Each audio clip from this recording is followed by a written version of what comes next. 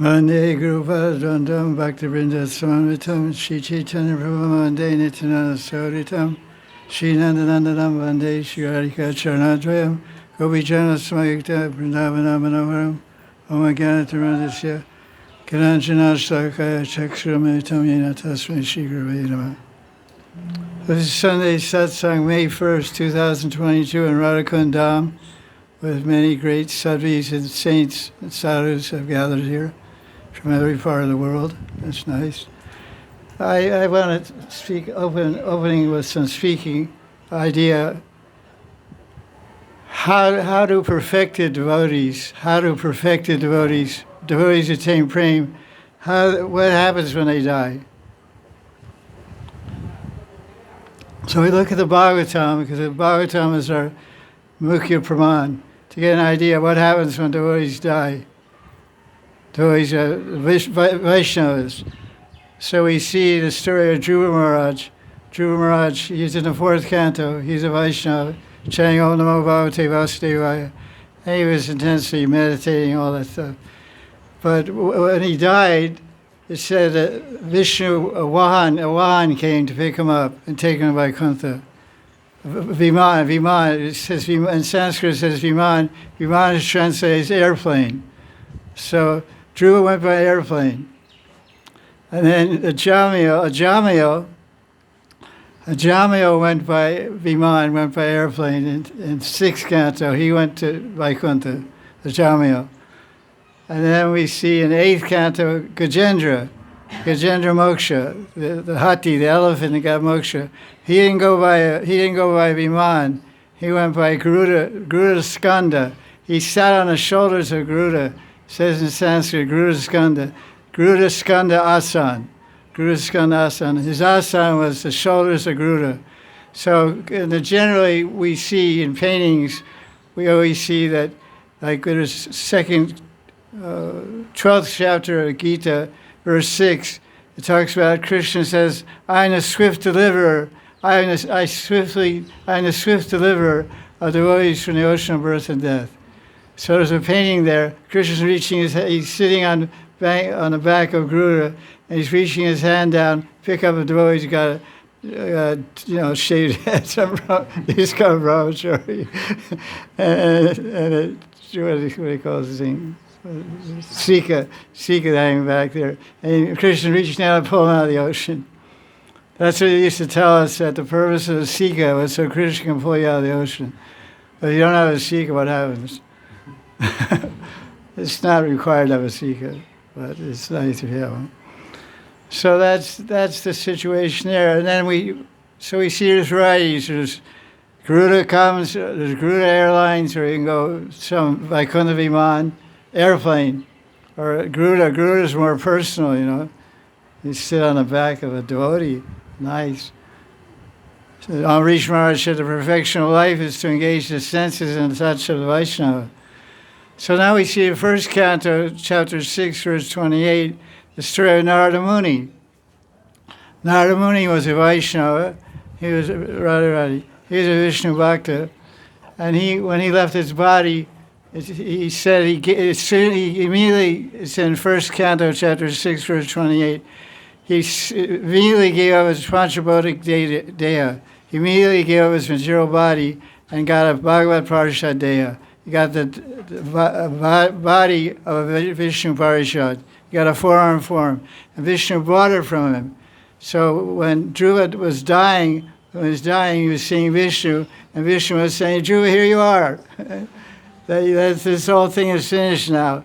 It's all burned up. Now you're coming. Okay, I'll take it. That's nice.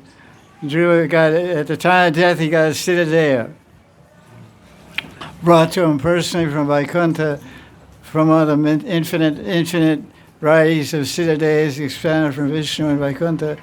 Vishnu picked out one especially for Narada Muni, a good musician, good-looking guy and stuff. And, Vishnu Bhakta. He picked out that form and brought it and gave it to Narada Muni. So now if we look at people, Gaudiya Vaisnava, and descriptions, because this discussion stems from a question I got, interesting question. Someone wrote me a question. and they're following Raganuga Bhakti, and they're initiated in Gaudiya Sampradaya, and they have Siddha Pranali. They have their Siddhadeya, they have their Manjari Srup given to them by their guru, and they're doing Asakali Lila Swaran and trying as much as they can, and meditate on Krishna's Nitya Lila and sevas therein. So first ask me a question.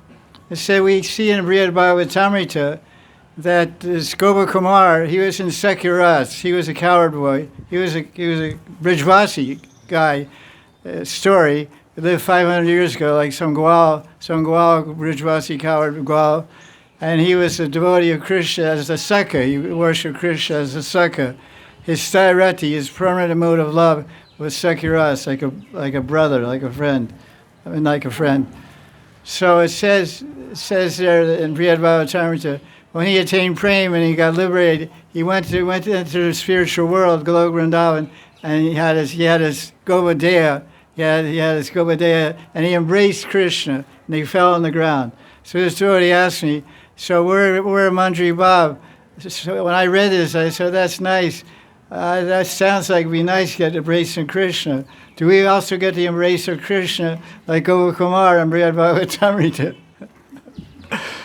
So that made me thinking, and I got researching and looking up different things. Well, I discovered there's different acharyas, and there are different shastras describe different ways it can go.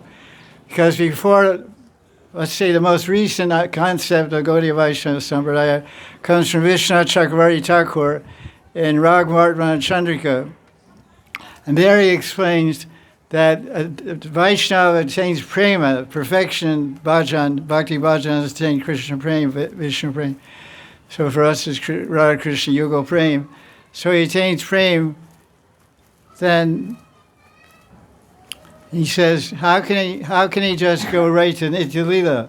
This is Vishnu's question. Because he has prema, but he doesn't have a spiritual body, and he can't perceive and understand all the higher realms of prema, sneha, man, pranaya, rag, anurag, bhav, mahabhav. So therefore, Vishnu put forth the idea, his own idea, which is accepted as Brahman by all modern acharyas, of most all parivars. He accepted that there's a stopover, that the sadhana siddhas in Bhakti Bhajan, first they go to Prakat Lila in some material universe. They go to some material universe where Krishna's manifest Prakat Lila Vrindavan's going on. And they take birth there from the womb of a gopi. So when you enter Goloka, you'll be a baby. So Krishna, you won't be able to embrace Krishna. You don't even have the arms don't even work. You're just a baby in the cradle. So it's not like Gopa Kumar. So we're going to be babies born in Barsana babies. Barsana baby gopis. We'll be born there and then grow up and like that. So that's the concept of Vishwanath Chakravarti Thakur, and he presents that there, and everyone thinks that's reasonable, because otherwise, you don't have the proper bhavas and sentiments. You can't relate to Radharani, you can't serve Radharani and go be Bhav. Because you just go straight into Leela and say, do you know what emotions Radharani is showing now, displaying now, and how will you serve it? I don't know, what different emotions she has.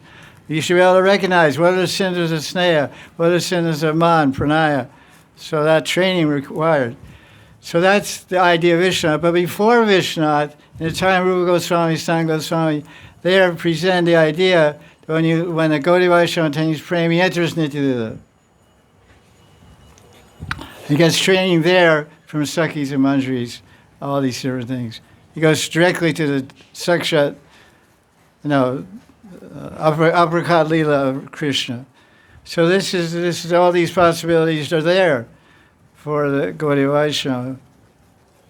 So because now another point, this person is saying, we're anxious, so maybe we get the race of Krishna too as Manjaris. We go back to the spiritual world of Krishna. Yeah, Manjari, we go, welcome home, welcome to Goloka, I'm embraced you. But I was thinking, would I want to get the embrace of Krishna if I was a perfected Manjari? And the answer is no. I don't care about the embrace of Krishna. Krishna can tightly forget me and not embrace me in his arms or trample me or whatever.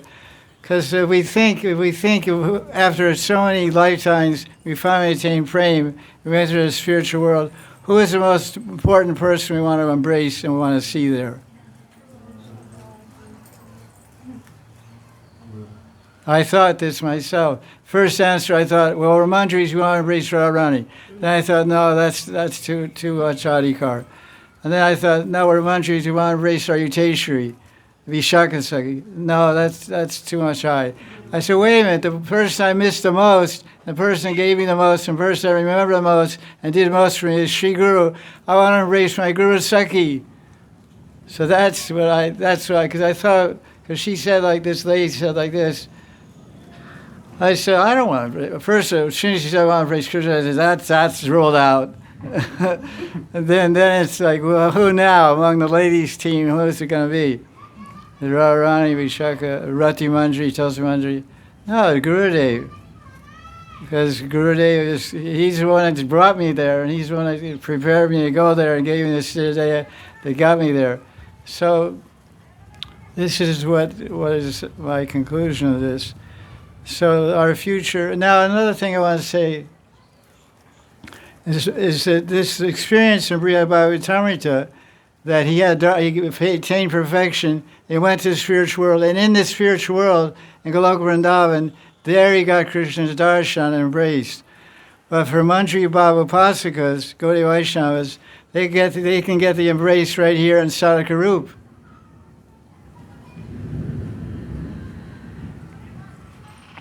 Because when you attain prema, you can just read in the 8th shower of Madhurya Kadambini, in the 5th verse cited there, it cites how Krishna reciprocates with devotees who attain prema. So he reciprocates in different ways with devotees who attain prema as a servant, dasirati, devotees who attain prema as a sakha, sakhirati, and devotees who attain prema as a mother or father, and that vatsalya, motherly bhav, fatherly bhav. And then Prayasi Bhav, Madhurya Bhav. And this happens at the time of prema. In this very body, we attain prema. Then we can have Krishna wants, deems us fit. He'll give us sakshat darshan, sakshatkar darshan, direct darshan. And a beautiful description is there, Madhurya Kadambini, in the 8th shower. Fantastic verses. So it describes. It says for someone who's a prema bhakti and dasya ras, and Krishna gives his darshan in sadhaka group, not in the spiritual world. In sadhaka group, Krishna puts his feet on his head. Because he's a servant, so you serve my feet, dasasmi. Guru Padashraya. Service begins with surrender to the lotus feet of Guru.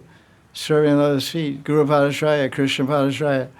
So the dasya, the servant of Krishna, Krishna appears to him and puts his feet on his head. Okay, be cool. Enjoy. And now for the friend, Krishna appears to him and holds his hand. Krishna says, come on, hold my hand. Like two friends hold their hand and go in the forest. Like Krishna and Balaram hold their hands and go in the forest. And then it says when someone who's in Vatsalya Ras attains prema, in Vatsalya Ras, then Krishna gives him Sakshat Darshan in a sadhaka group, that lady or that gentleman, and he lets them dry the tears from his eyes. Because when Krishna looks at his mother and father, his eyes fill with tears of love. Because he loves Mother Yashoda so much, because she's also crying in her heart. And Krishna feels that, so he starts crying. So Mother Yashoda wipes the tears from Krishna. So Krishna lets Mother Yashoda wipe his kajal anointed eyes with her sari. And now,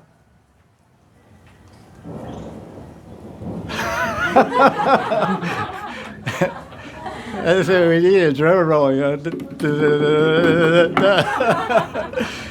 For the piece de resistance, the climax. So Vishwanath used a nice phrase, nice verse. He says, Prayasi Bhav, Ursi Vakshasa Ashlesha. So, moving up in the world. Welcome up. You're coming up top stage. Okay, good.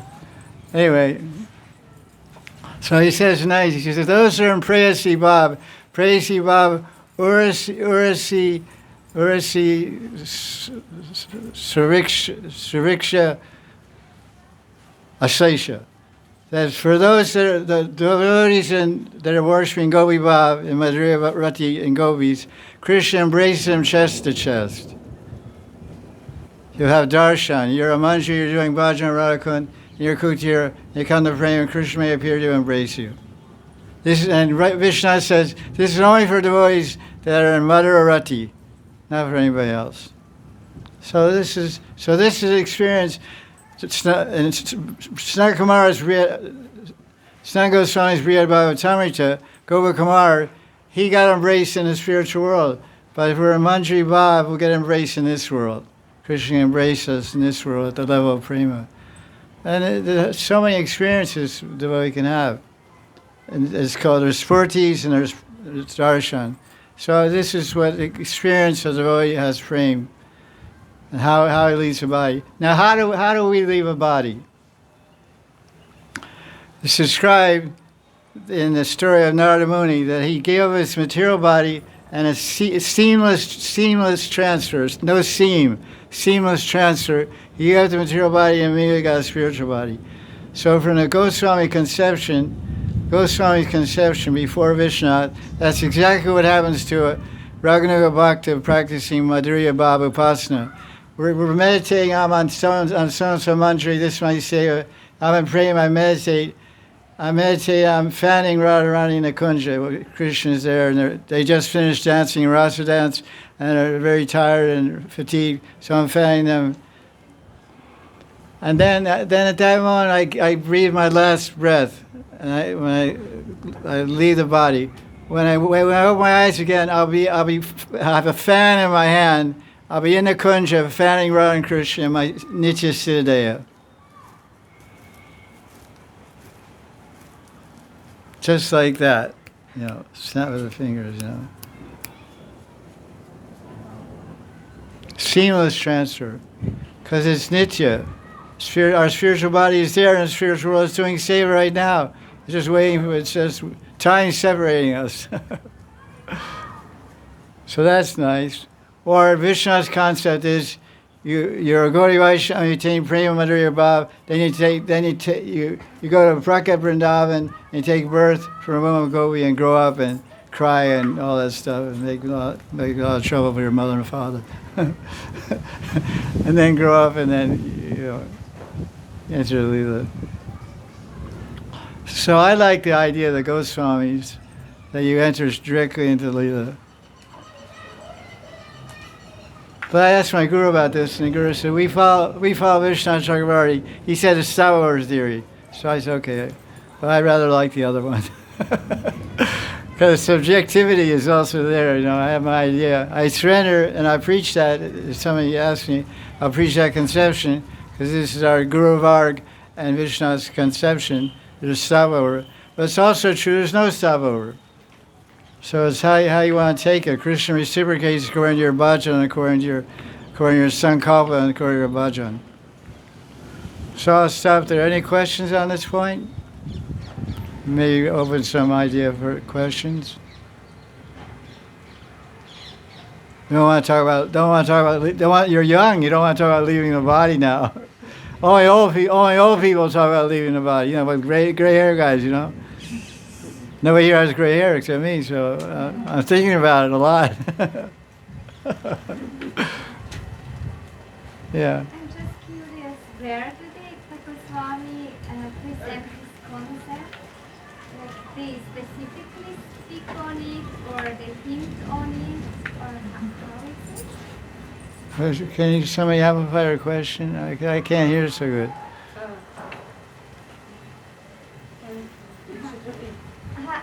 How is it, Maharaj, for the Goswamis that one directly goes back, they hint on this, or they directly speak on that? Or I can't, the clouds and sort of, no problem. Well, I can't hear. What are you saying about Bob? I want to know the question. She's asking if the Goswamis, if they hint on that, or if it's somehow directly. How's Goswami?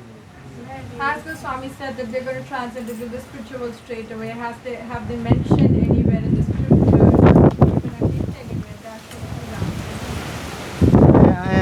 I haven't read, but this is what I heard from my teacher. The Vedadas, my sixth guru, told me it's like that.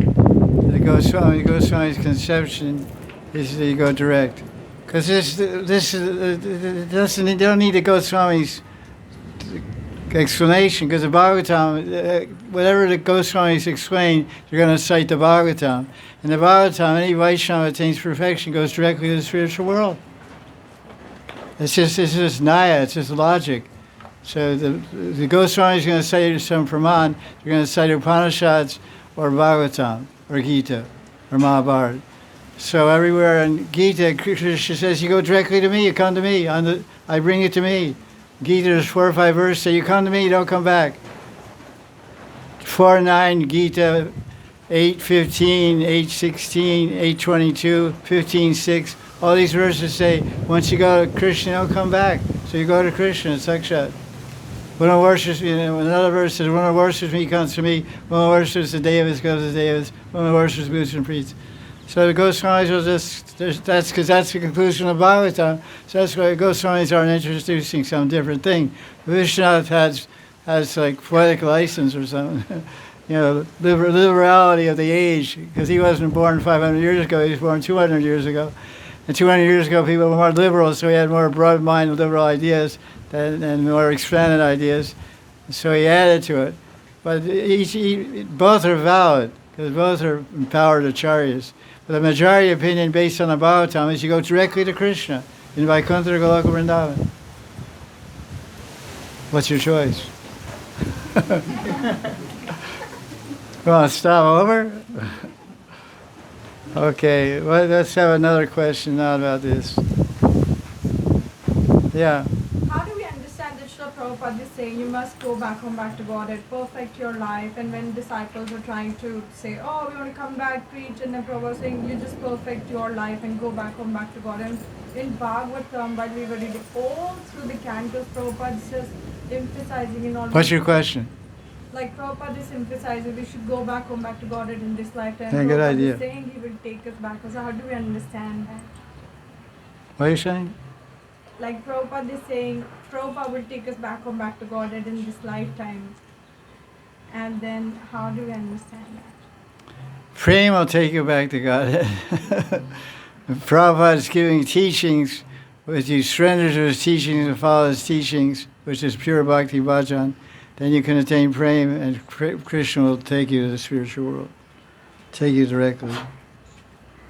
Without prema, you can't get to Vaikuntha, you can't get to Goloka Vrindavan. You need Rag Marg Braja prema to go to Goloka, you need Vaikuntha prema, Aishwarya Mai prema to go to Vaikuntha. So Prabhupada is teaching the path of Bhakti Bhajan, which ends in prema.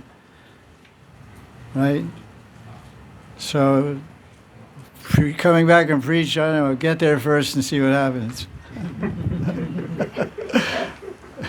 we should come back and preach. Well, first get there, then think about whether you want to come back.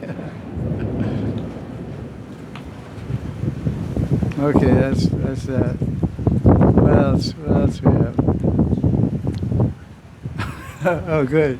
You're really taking a serious job. Good. I'm happy. It saves time later. Someone has a question? Yeah. Maharaj, Prabhupada says that if you follow 4 regular principles and chant 16 rounds, you'll go back home, back to Godhead. So what is the factor? That's what I was thinking. I was just thinking exactly the same thing. Factor of prayer. Oh, it's quality. The quality of chanting? Quality of following principles also.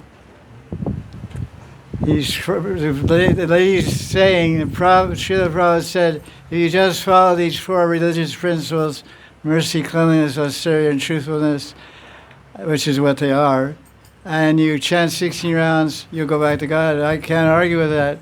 But the biggest problem is these 4 principles that Prabhupada talk about are mercy, cleanliness, austerity, and truthfulness, which are shown. You have to latch that. There's a latch there. Use the kunda. The Four Eagle Principles, no, this is sex, gambling, all that. The reason those are specifics, but what they're addressing is mercy, cleanliness, austerity, and truthfulness. So the problem is people say they're following the Four Eagle Principles, but they're not true. So they're breaking the principles. They're lying, they're deceitful, they're cheating, they're making operas. So if one really follows, the Prophet said you follow the four principles of religion. Four principles of religion are mercy, cleanliness, austerity, truthfulness. And the proof that you're following those is that you're honest. And honest means you're not gambling, all these things. And clean means you're not engaged in illicit sex activities. And mercy means you're not killing animals and so many things. But we see the people in the name of the four regular principles and 60 rounds are cheaters and liars. So they're not going anywhere but rebirth. So Prabhupada's right, but yes, it's the quality of following those. It's not sex or no sex. It's cleanliness. So cleanliness of purpose and cleanliness of habits and cleanliness of mind and deed, and mercy in habits and mercy in heart and mercy in deed. So the four principles, the real four principles of Dharma are mercy, daya, cleanliness, sattva, and mercy, daya, sattva, satyam, mercy, cleanliness, austerity, tapa. Tapa, saucham, daya, satyam. What? Tapa, saucham, daya, satyam. Yeah, tapa, saucham, dayam, satyam. These are the four principles. Who's following these? We all have such dirty minds. Looking at pornography on their phone day and night, going to blue movies. What is this? Neck beads on their neck. One time my friend, he was a godbrother, he confessed to me, and we were in San Francisco, and he said once, there's this place in red light district in San Francisco where all bad things go on. You buy women and all that stuff. Men go there to pay for women. So there's one show, it's called Peep Show, where there's a box, a glass box, and there's a woman inside the box. A live woman's inside the box, and you pay 100 rupees for 5 minutes, or $100 for 5 minutes. And you sit in a chair in front of the box. You can talk to the woman, and she'll do different tricks for you or something. I don't know, whatever. And so this devotee was sitting there. I think the ladies are naked also. So this was a devotee, a Grihastha devotee. He confessed to me, because I was temple president. He confessed to me that he was doing this. He was supposed to be going out selling books. He was going in there because, he had bad heart, impure heart.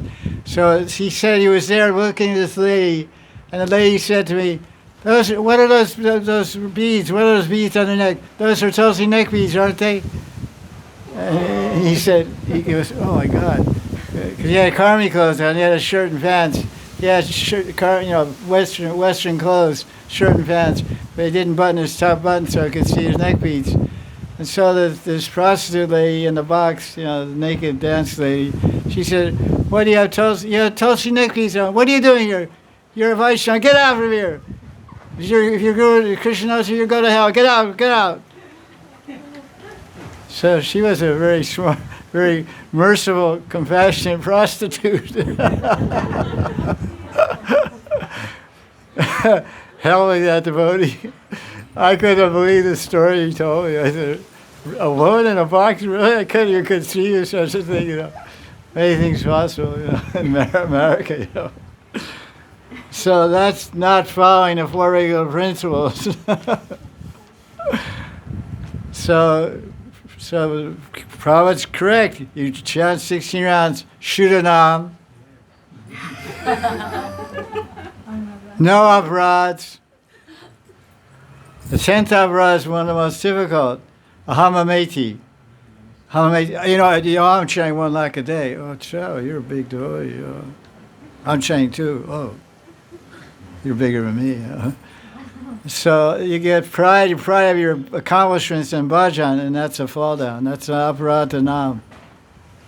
We're not doing anything. Whatever we're doing, Krishna's doing for us, and we're putting our name on it.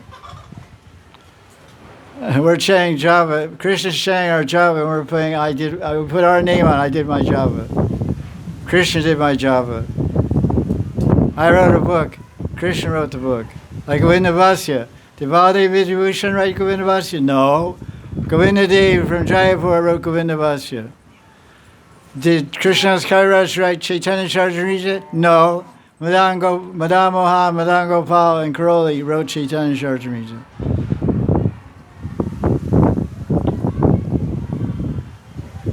So Krishna's doing everything, and we're just instruments in his hand, the Mitra Matram.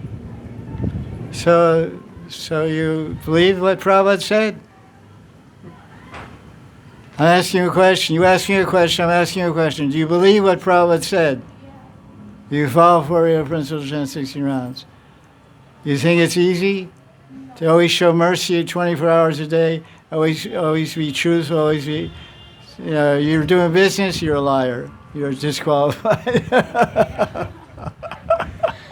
Business means cheater. Anyway.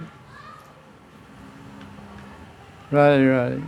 It's nice to remember Prabhupada. Most everybody seeing this room as a product of Prabhupada's mercy, directly or indirectly.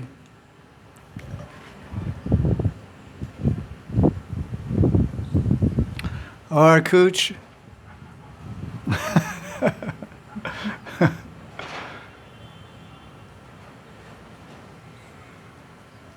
How about Baba? Baba's gonna. This is way to Krishna Baba. Way to Krishna Baba. Dhanyavad. Dhanyavad.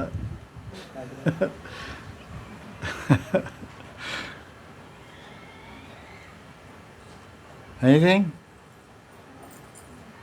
Yes, sir. Oh, wait. Okay, go ahead. You have mentioned in Radha Kunda Mahima Madhuri about offenseless bathing in Radha Kunda. Can you just elaborate on that? Offenseless bathing in Radha Kunda. How do you bathe in Radha Kunda without making offenses? Well, you just shouldn't bathe in Radha Kunda. Because we're full of offenses, so we bathe in Radha Kunda. We're going to bathe with our offenses in Radha Kunda. No, offenseless bathing means, as I give some outline there, what to do before you bathe. Where's that fan? There's a hand fan. Go in and do some save. Get the flies. Flies are all over me. Keep the flies off. That's cover like this is okay. You see a fly, knock them off. So offenseless bathing means first you do Prikrama. You do Prikrama Radha Kunda. Radha Kunda Shankhan Prikrama. Not Dandavad, just Prikrama. Pedo Prikrama, walking Prikrama. And then you offer some stotrams, Radha Krishna Kripa Kataksha, or Radha Kundastakam, or Radha Ranyastakam. Offer some prayers. And then you offer artik to Radha Kunda. Offer incense, ghee lamp, agarbatti, flour. And then you put some on your head. And then you pray to Gurudev. You pray to Gurudev, Guru Parampara. Please bless me, I can bathe in Radha Kunda with pure consciousness and without any offense. And then you take a bath. You don't swim, you don't kick, you don't splash water, you don't play. Maybe liberated souls or highly advanced devotees can do like that. But we're not on that stage, so we shouldn't imitate. I see some Babajis, they swim back and forth across Radha Kunda. And they're kicking in Radha Kunda, and that's okay. I'm not them. I take the low the path. Because the guru has given them permission to swim there, so they're swimming there under the guru's permission. They're not acting independently. But I didn't ask my Gurudev if I could swim there because I never thought it crossed my mind. I thought this is not a place for swimming. Why should I even bother asking him? This is a place of my worship. This is a place of my seva. This is a place of my seva, my worship. It's not my exercise ground. If I exercise, go to Kusan Srovar, swim there. Go to Kula Valley and swim over there or something. Is that okay? There is a mantra mentioned, Shrim Ram Radhikai Swaha. So do we have to chant that before entering? He only can chant mantras he received from Guru. I mean, those are bija mantras. That's a mantra. That's in some tantra. It's printed in Govinda Smarana Padati by Dhyan Chandra as a bija mantra to Radharani. Because Rim is Shakti, for Shakti, for Durga also Rim, Shrim, Rim, Radhika, so. But the Guru tells you to do that, otherwise, just suit these prarthanas. Radha Das Goswami, Radha Kunda is perfect. Perfect. What better can you get? And Krishnadas Kaviraj has a Radha Kunda also, I think. Krishnadas Kaviraj, they both lived here for 30, 40, 50 years. Krishnadas Kaviraj, Radha Das, and Radhakan's Radha Kunda. Shamakam, what better prayers are there? Or you can read Govinda Lila Amrita. I mean, Krishnadas Kaviraj Daskam is in Govinda Lila Amrita, Madan Lila. It's part of Govinda Lila Amrita. It's a prayer to Radha Kunda by Krishnadas Kaviraj. So some songbooks, like Gaudiya Vaisnava songbooks, it's extracted, and the song is there. It's extracted from Govinda Lila Amrita.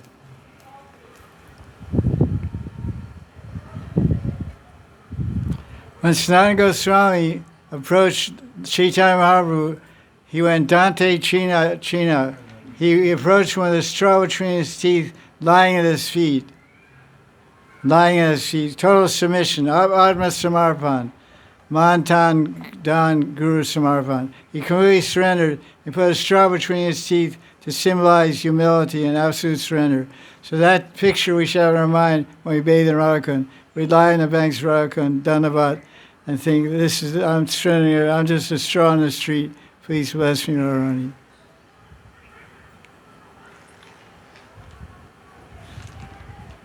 Offenseless bathing in Radha Kunda, Part 4. That's your title.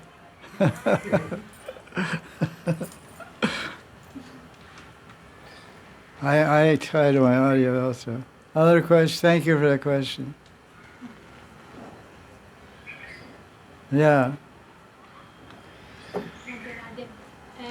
Who are the saints in the Guru Parampara of Advaita Parivara, and if you can speak to us about their glories of the Gurus in the Guru Parampara of Advaita Parivara. That's not for public so much.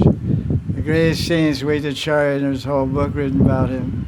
The Vaita Prakash, there's a biography of Vaitacharya. Vaita Prakash by Ishan Thakur. This is a famous book. He was a servant, a 65 years personal servant of Advaitacharya. He wrote a book about the glories of Vaitacharya. The greatest saint in Vaita Parivara is Vaitacharya.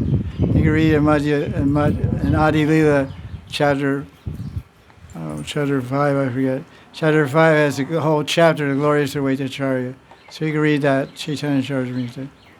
And all the other saints are just great saints, not so much written about them. I have written small biographies of some of our acharyas. That is not enough said. Another question?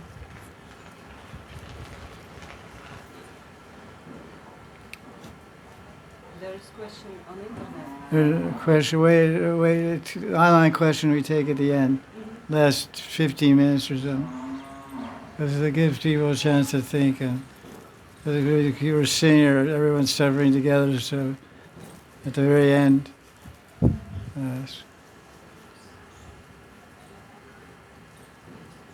No questions, huh? Free. Everyone's free. Everyone's burned out. Everyone's brain cells are burned out over the last 10 days of excruciating heat, you know. I take rest on the veranda. I have a clock and it has the temperature on it. Last night I took rest about 10:30. It was 37 degrees on the veranda. 37. It got down about 30. 4 o'clock when I got up, about 4 o'clock, 4:30 I was getting up. It got down to 32. Now it's a little okay. Aram said, you know. They say this is Tavabhumi. Vrindavan, Tavabhumi. Any questions? Bhavati, another question? Could you kindly say about the Navadvip Yoga Pit. Some details. I remember you were speaking once on these 9 towers, domes, and could you say something more? I sent you a description of it, didn't I? Didn't I send you a description of Navadvip Yoga Pit? You just mentioned the domes once. Well, that's part of it. anyway, something to talk about. So the Navadvip Yoga Pit. First of all, Yoga Pit is a mandir. It's a mandir. It's in Vrindavan. There's one Yoga Pit in Vrindavan and one in Navadvip. And then this is a place where all the very close group of very close and intimate group of associates of Chaitanya Mahaprabhu and Radha Krishna gather every morning and every afternoon and every evening to be worshipped by the sadhakas and be worshipped by Sakhis and Mandaris. So the mandir is a place of worship. It's a place of puja and showing gratitude and worship and meditation. The Yoga Pit Mandir is a place of meditation, a place of worship, and like that.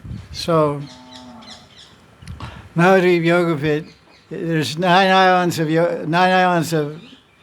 Navadvip, and the centermost island is called Antardvip. Antardvip is in the center, and then it's surrounded by 8 islands, okay? So the Ganga comes in and surrounds all sides of that island. And that island, the island that makes the land, that island, it rises like the back of a turtle, a sea turtle. It rises gradually, like goes flat and goes up like that. And there's four footpaths in 4 directions, northeast, south, and west. They're about 10 feet, 3-4 meters wide, 3-4 meters wide. And they start at the Ganga, and they go all the way out to the top of the hill, and they crisscross. It's like a crossroads, four roads crossroads. So at the Ganga, where the roads start, there's bathing ghats here. The bathing ghats are 8-sided, like at Kusan Sarovar. Those things stick out, and those red sandstone things stick out into the water. So they're like that. They stick out in the water. There's 8 sides on it. 8 sides, and they're covered by 8-sided, like a mandir with pillars and a dome. It's like a Kusan Sarovar. So there's 2 bathing ghats with 2 domes on each 4 directions. Now, lining the footpath going up the hill to the top of the Yoga Pit Mandir, there's bokul trees, beautiful bokul trees, which is the idea which they got from the original ISKCON Mayapur temple. The entrance to the Mayapur temple, there were bokul trees on either side. I think now they're knocked down because of the new temple. I haven't been there in a long time. But on either side, the main gate of ISKCON Mayapur, the old main gate, there were huge bokul trees. Were you there? You saw bokul trees? And beautiful, fragrant, those bokul flowers dropping all the way down to the entrance to Radha Maharaj Mandir. So that's what it's like. Every so many meters, there's 2 trees. And between the trees, there's flower beds. There's beautiful flower beds with Jui, Chameli, Mogra, Jasmine, whatever, all different flowers. Like flower beds, So then it goes up, and at the top, the Yoga Pit Mandir is sitting on a 8-sided platform. Yoga Pit Mandir is 8 sides to Yoga Pit Mandir, and it's sitting on a platform. And the mandir is golden in color. It's gold mandir. It has 4 gates in 4 directions. Each path ends in one gate. North from the Ganga goes straight up the hill into one gate, straight up the hill another. You'll enter. Now, when you enter the Yoga Pit Mandir, you'll see that design on the floor of the mandir, a 24-petal design, a lotus petal. It's 8 sides, but in the center there's a circle. In the center of the 8 sides, there's a circle, and it's surrounded by 8 petals, 8 bigger petals, and 8 bigger petals. So there's 24 petals around the center of the lotus, and 8 petals. So in the center of the lotus, there's a gold. I think it's a gold singhasan. It's a gold lion, or sometimes I read white marble. It's a gold lion, and he's like this. He's flying. he's sitting on his back haunches, and his arms are like this. He's like flying, and on his back, there's two of them either side. There's one here between the two lions. There's an asan, and Gaura is sitting on that asan together. This is our conception. Gaura together, Gaura on that asan in the center of the yoga pit. And they're surrounded by the Asta Goswamis, the first 8 petals, and the second 8 petals, Asta Mahants, and the farthest 8 petals is Asta Kavirajas. In the 4 directions, on the 4 gates entering the yoga pit, there's 4 gatekeepers. So now Gaura is sitting in the center of lotus, and on the right-hand side of Guranga, on another Singhasan is Nityananda, and on the left-hand side of Gadadhar is Advaita, and sitting behind Gaura Gadadhar on a chair is Srivas Pandit, Narada Muni. Srivas Pandit holding an umbrella. He's holding an umbrella, standing like this. Because I said to Gurudev, is Srivas sitting down holding an umbrella? He says, how can you hold an umbrella sitting down? He's sitting in a chair. He was describing, because it's not written down anywhere. He just described to me verbally yoga pit, and I just notes I typed out later to give my students. But I say, because everyone's sitting down. Gaura Gadadhar is sitting on an asan, Nityananda is sitting, Advaita is sitting, but Srivas is sitting on a chair behind Gaura Gadadhar. So then there's a table in front of Gaura Gadadhar, a puja table like Krishna Balaram temple. There's a puja table there, and you put this stuff down. So then the sadhaka goes in and does puja there. Gurudev goes in and does puja. So first you worship Guranga, then you offer Gurangas. First you worship Guranga, then you worship Nityananda, then you worship Advaita. Then Gaur Prasad you offer to Gadadhar and Srivas, and Asta Goswamis, Asta Mahants, Asta Goswamis, and Asta Kavirajas, and 4 gatekeepers, and Guru Parampara. So that's all, the whole big gang is there. There's 24 fixed Nitya Parishads there. The Panchatava and 24 fixed Parishads, plus 4 gatekeepers, 28 fixed Nitya Parishads are in the yoga pit. And the other castes, it depends on their parivar. Like our parivar, we're sitting on a pedal, we're sitting on a lotus petal with Raghunath Das Goswami, because he's a Advaita parivar. We're at the feet of Ravananda Roy. The next pedal next to us is Ravananda Roy. Ravananda Roy is Vishaka Saki. And so we're over there. So I can say that about, it's a very nice meditation, and you do puja there and meditate, and you chant your anik, and it's really, by doing yoga pit meditation, yoga pit puja meditation, it establishes your sambandha, your relationship with the Nitya Parishads, and they get to know you. They get to know you. Every day you're worshiping, every day you're meditating on them, every day you're remembering them. So if you're thinking of me all the time and remembering me, I'll start thinking of you and remembering you. It's automatic. Happens by telepathy. So they start being favorable to us. So it's a great lineup of people that always be worshiping, always be meditating on. Asta Kavirajas. Who are the Asta Kavirajas?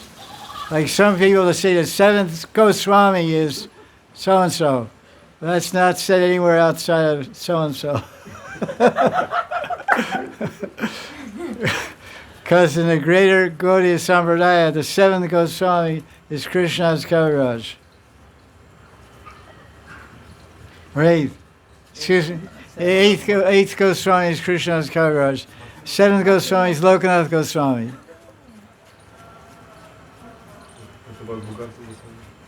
He's underground. He said, what about Mugarva? Mugarva Goswami. I said, he's underground. He's in the Garva.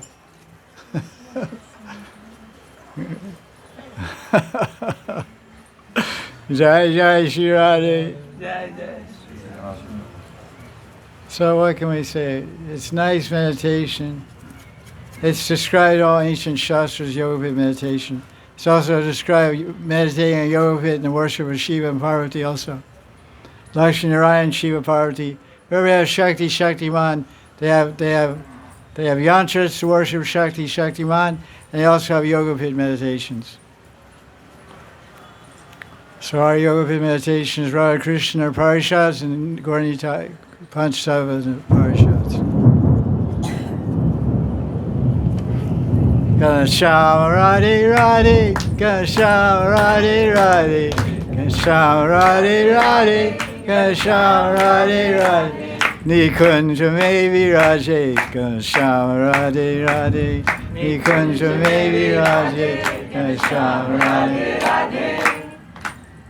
Jaya. Nice. Peacocks. If you're listening, you hear peacocks, lightning, they go, wow, wow. Wow. Nice. Aram. Oh, wow. I think we turn the fan off, we'll get more cool air. Turn the fan off, somebody reach up. Oh, Babaji, you're such an old lady, you shouldn't get up. Let these old, young guys get up. Yeah, I think we'll turn it off. It's the black button off. Okay, there's more breeze, natural breeze coming. That's just blowing hot air.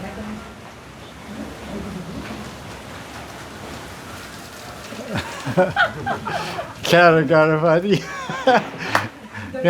Bhagavan ki.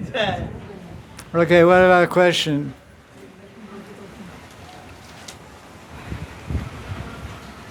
Hello? We got some new people here. Hello, new people. Do you have any questions? Okay. Yes, sir. When meditating on Radha Krishna Lila, should we engage mind? When meditating on Radha Krishna Lila, should we engage mind in this process? And how can we engage mind when we meditate on Radha Krishna Lila? Question is, when we meditate on Radha Krishna Lila, how do we engage the mind? That's the engagement. Engagement means applying the mind to a subject matter. So we apply the mind. Mind means thinking, feeling, willing. So we think of Lila, we meditate on Lila. Meditating means using the mind. Meditation is done with the mind. I'm not sure what you mean by your question. I mean that mind is material, and how... That's all we got.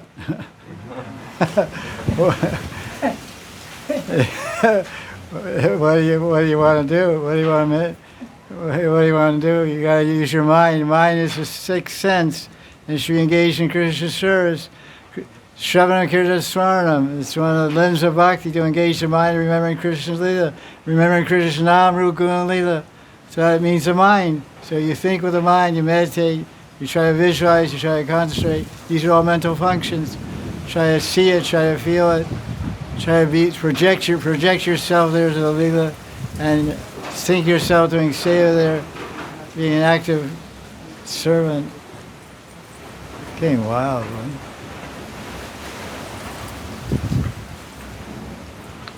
It's dangerous around here when the wind blows. If you're outside, because all kinds of things fly in the air. Parvati's roof flew off one time. She wasn't here. She went flying off like a chakra, Sudarshan chakra, and landed on the field. If hit anybody in the head, it would have cut their head off, It's really dangerous stuff, Everybody's roof has so many loose things on it. Plywood, and this, that. If you're ever out in the wind and you're on prickling, you should go inside the building right away. Wait till the wind blows down. You're risking your life, it's very dangerous. Isn't it? Anything? They call the Vaishak month deadly Vaishak. Huh? In Mayapur, Vaishak month, the present month, it's called deadly Vaishak because exactly happened with the trees and falling? Immediately some guy out of nowhere, Yeah, it's also Mag Nakshatra. Mag is one of the cruel nakshatra. Mag is very cruel. It's a cruel nakshatra. Mag. But it's nice hearing Hari Katha. So what about another question? What was that? That was a question. Really getting dusty here, right?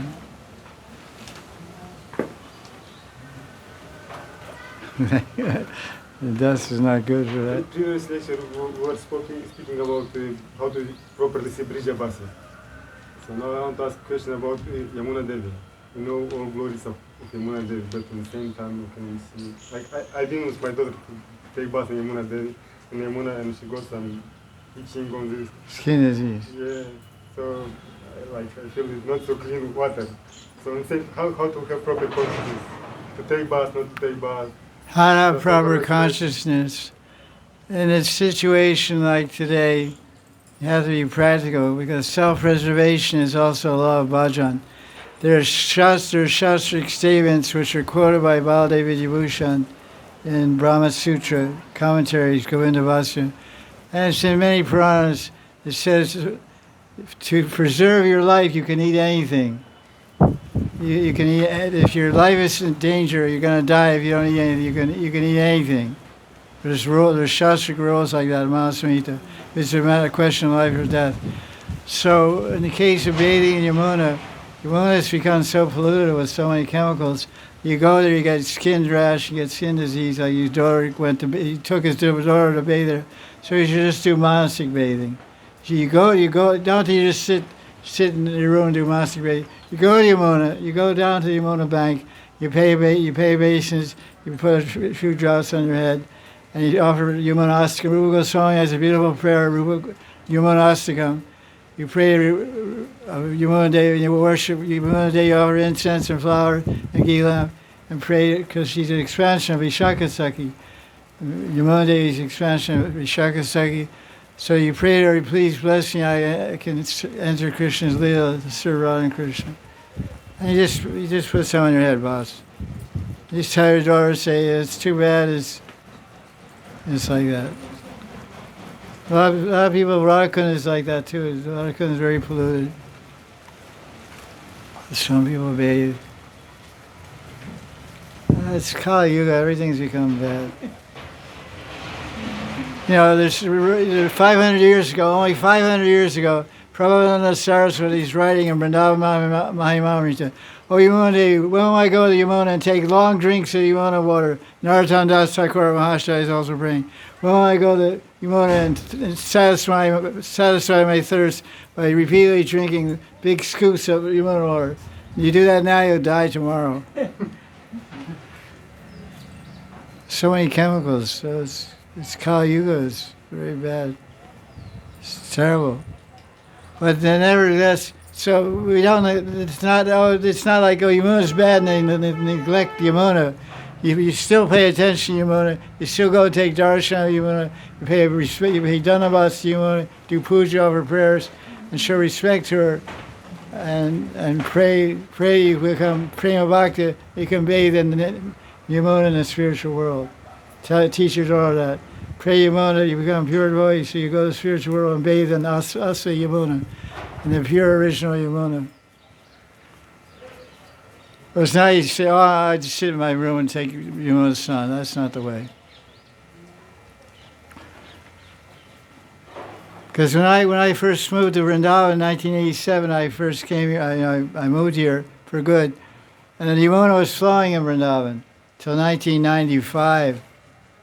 1995, 96, they made a big dam in Haryana and blocked it, no more Yamuna. It's just all sewage water from all villages. But the place is worshipful, it's Chintamani Bhumi, it's a Yamuna bed, it's Yamuna Devi. So we show respect to the Vastu, the spiritual Vastu, Chintamani Vastu. Spiritual, so we show respect. This is what bhakti means. Bhakti means personal dealings. Prabhupada said one purport in 10th canto, I think, somewhere, maybe another book. I think it's 10th canto. He said, we established the Krishna Balaram temple in Vrindavan so devotees can go every day and bathe in Yamuna. That's the purpose of Krishna Balaram temple. Devotees can go every day and bathe in Yamuna. Nice. Prabhupada lived in Radha Kunda for 6 years. He bathed every day in Yamuna. I lived there for 3 years. I bathed every day in Yamuna. Nice. Real Yamuna. It's dark blue, looks like Shamsun. In the wintertime, the sunlight hitting in a certain way, it looked dark blue, like a blue sapphire coming through the sand. Oh, no buildings there, anything. You come down from Shringarvat, come down Shringarvat the stairs, and it's all sand. No Russian house, no nothing. It's all sand in front of it, all sand, and way up to flowers and stuff like that. Now it's all buildings, Russian house, Egypt house, African house, Swahili house, Zulu house, Punjabi house.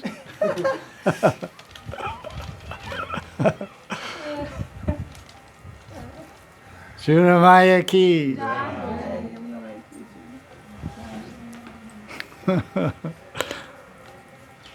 Right.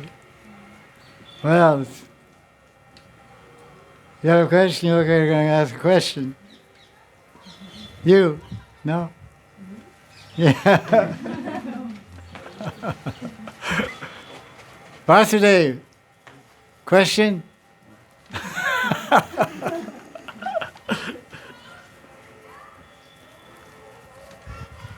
Okay, what's the net result here? Oh, is it Kalindi? Well, hey, we're speaking about you. Hope we didn't make any offense. Huh? We're just speaking about Yamuna. I hope we didn't make any offense. You're Kalindi, no? Huh? Kalindi means Yamuna. Yeah. Go ahead, what's your question? My Gurudev Maharaj, on the commentary of I don't remember which verse, I forgot.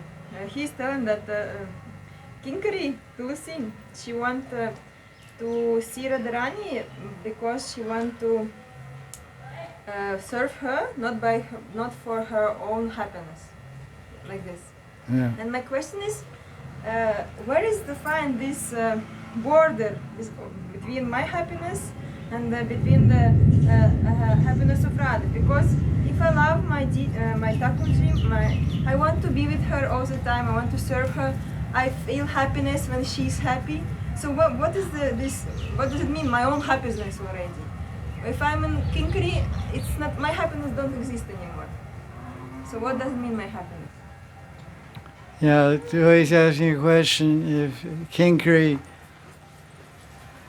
aim and ambition of Kinkari is to make Radha and Krishna happy. Especially Radharani, she's happiest when she's with Krishna. So Manjari is always trying to bring Radha and Krishna together. So what about the Manjari's happiness? The Manjari's happiness is automatically generated. And Jiva Goswami writes in Sandarbhas that the idea of happiness, because some devotees say you shouldn't be happy in Krishna consciousness, just do your service. No, he says, your service should produce happiness. It should produce bliss. You yourself are saying, when I worship my deities, I'm thinking of serving them all the day and night. I'm feeling happiness by that. That's good. That's Radharani's pleasure. Radharani's pleasure becomes your pleasure. Radharani's happiness becomes your happiness. That's what it means, Bhavatarapnya. Bhavatarapnya means the Radha's Bhav is your Bhav. That's the meaning of love. You lose yourself in the other person. So I don't know what your Gurudev's saying. What was he saying? Not like that. So when I'm Kinkari, I already don't have my own happiness because my happiness is dependent on Radharani. If she's happy, I'm happy. Yeah, so. Yeah, and he's writing, Tulsi want to see Radharani not because of her happiness, but for the service of Radharani. Yeah, it's a motivation. She's not trying to see Radharani to make herself happy. She's trying to see Radharani to make her, she wants to meet Radharani and see Radharani to serve her to make happiness to But Radharani. it automatically makes her happy too. To see you. this this automatically makes Kinkari happy when she's with Radha. Yeah. So I like where is the border of my own and not there's like I understand that there is no my own anymore. yeah, now you're getting there. now you're getting there. There's no my own anymore. Everything's for her. Tavevasmi, Tavevasi, Najivami, Tavavina, Idivigaya, Raditam, Devi Tvam, Nayamachantikam. I can't, Radharani, I can't live without you. I can't live without you. Radharani can't live without her manjaris, and manjaris can't live without Radharani. This is pranaya. Pranaya means you lose your individuality in the other person. The other person loses their individuality in you, and you both merge in pranaya. You become pranaya, Radharani becomes pranaya. And that's bliss. What more? I can't say more. Nice question. Okay. Sakhi Priya Ji. Abolier. Cinematographer. Ace cinematographer.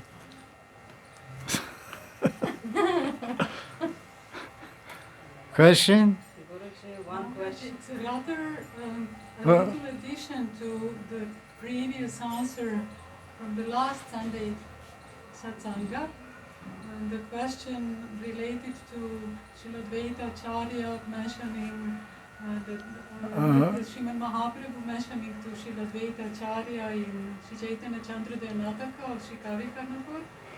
So the answer that you gave of your dearest Guru, that it's actually mentioned for Vada Jivas.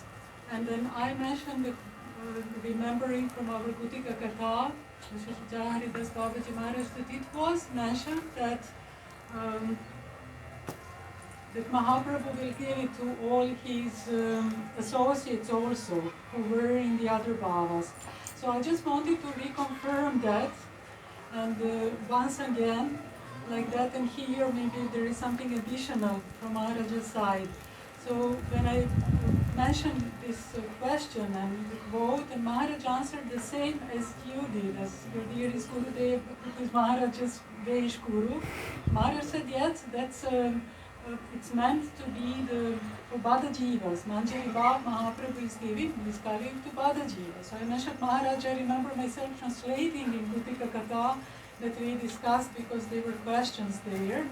And that I did translate, did I make a mistake or did I just say something completely wrong last time? So I'm completely like that, eager to understand what is that clear or is it true or not, what I mentioned. So Maharaj mentioned that yes, that time we were answering as devotees' questions were related also as quoted from our parampara, Sri Dhananjay Pandit Thakur being Sakha, now also becoming Manjari, and Manjari parampara coming from him. So Maharaj mentioned that yes, as Srila Prabhupada Saraswati being Sakhi and taking Manjari Swarup and being fixed in that, and etc. So Maharaj said yes.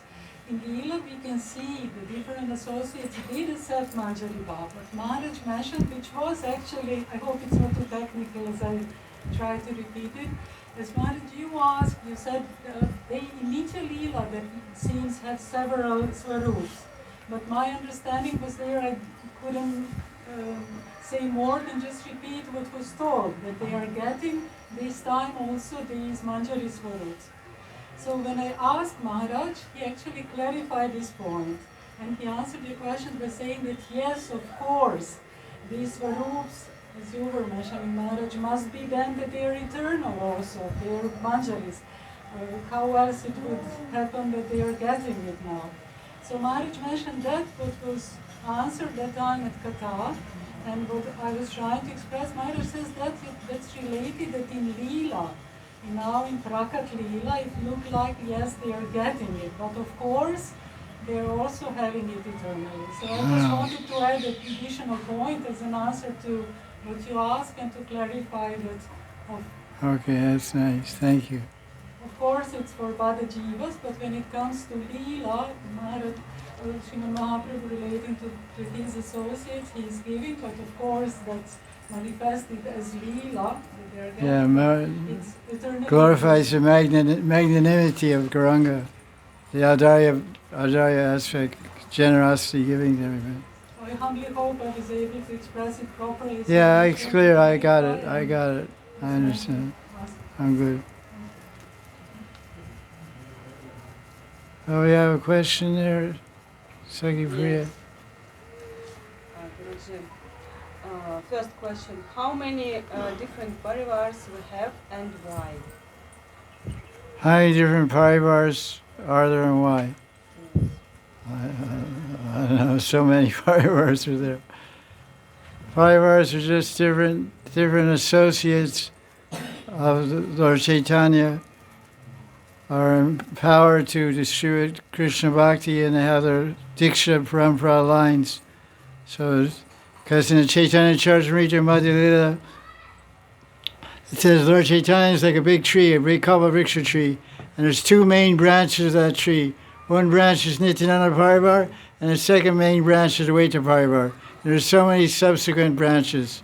So there's unlimited subsequent branches of the tree of Chaitanya Mahaprabhu's Kripa in Kali Yuga.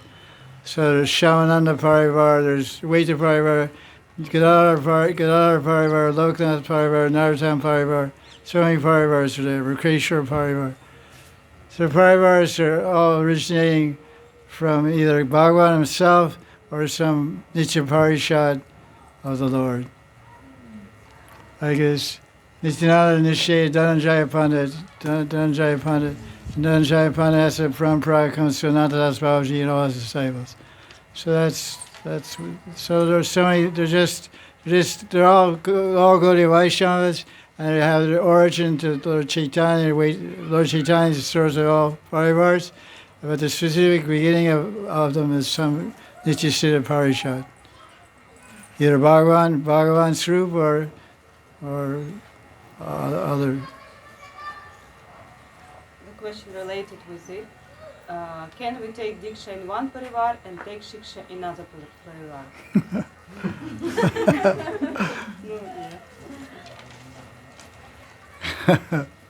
Question is, can we take Diksha in one parivar and take Shiksha in another parivar? Yeah, that's okay. It's like, as long as we're all Agrawals, we're all okay. No, the point is, it says that Sajatiya Snida Asha. Sajatiya Snida Asha. Rupa Goswami says who we can associate with. They should be Sajati Snigdha and Asha. They should be the same family. As long as they're Gaudiya Vaishnavas, we can associate with them.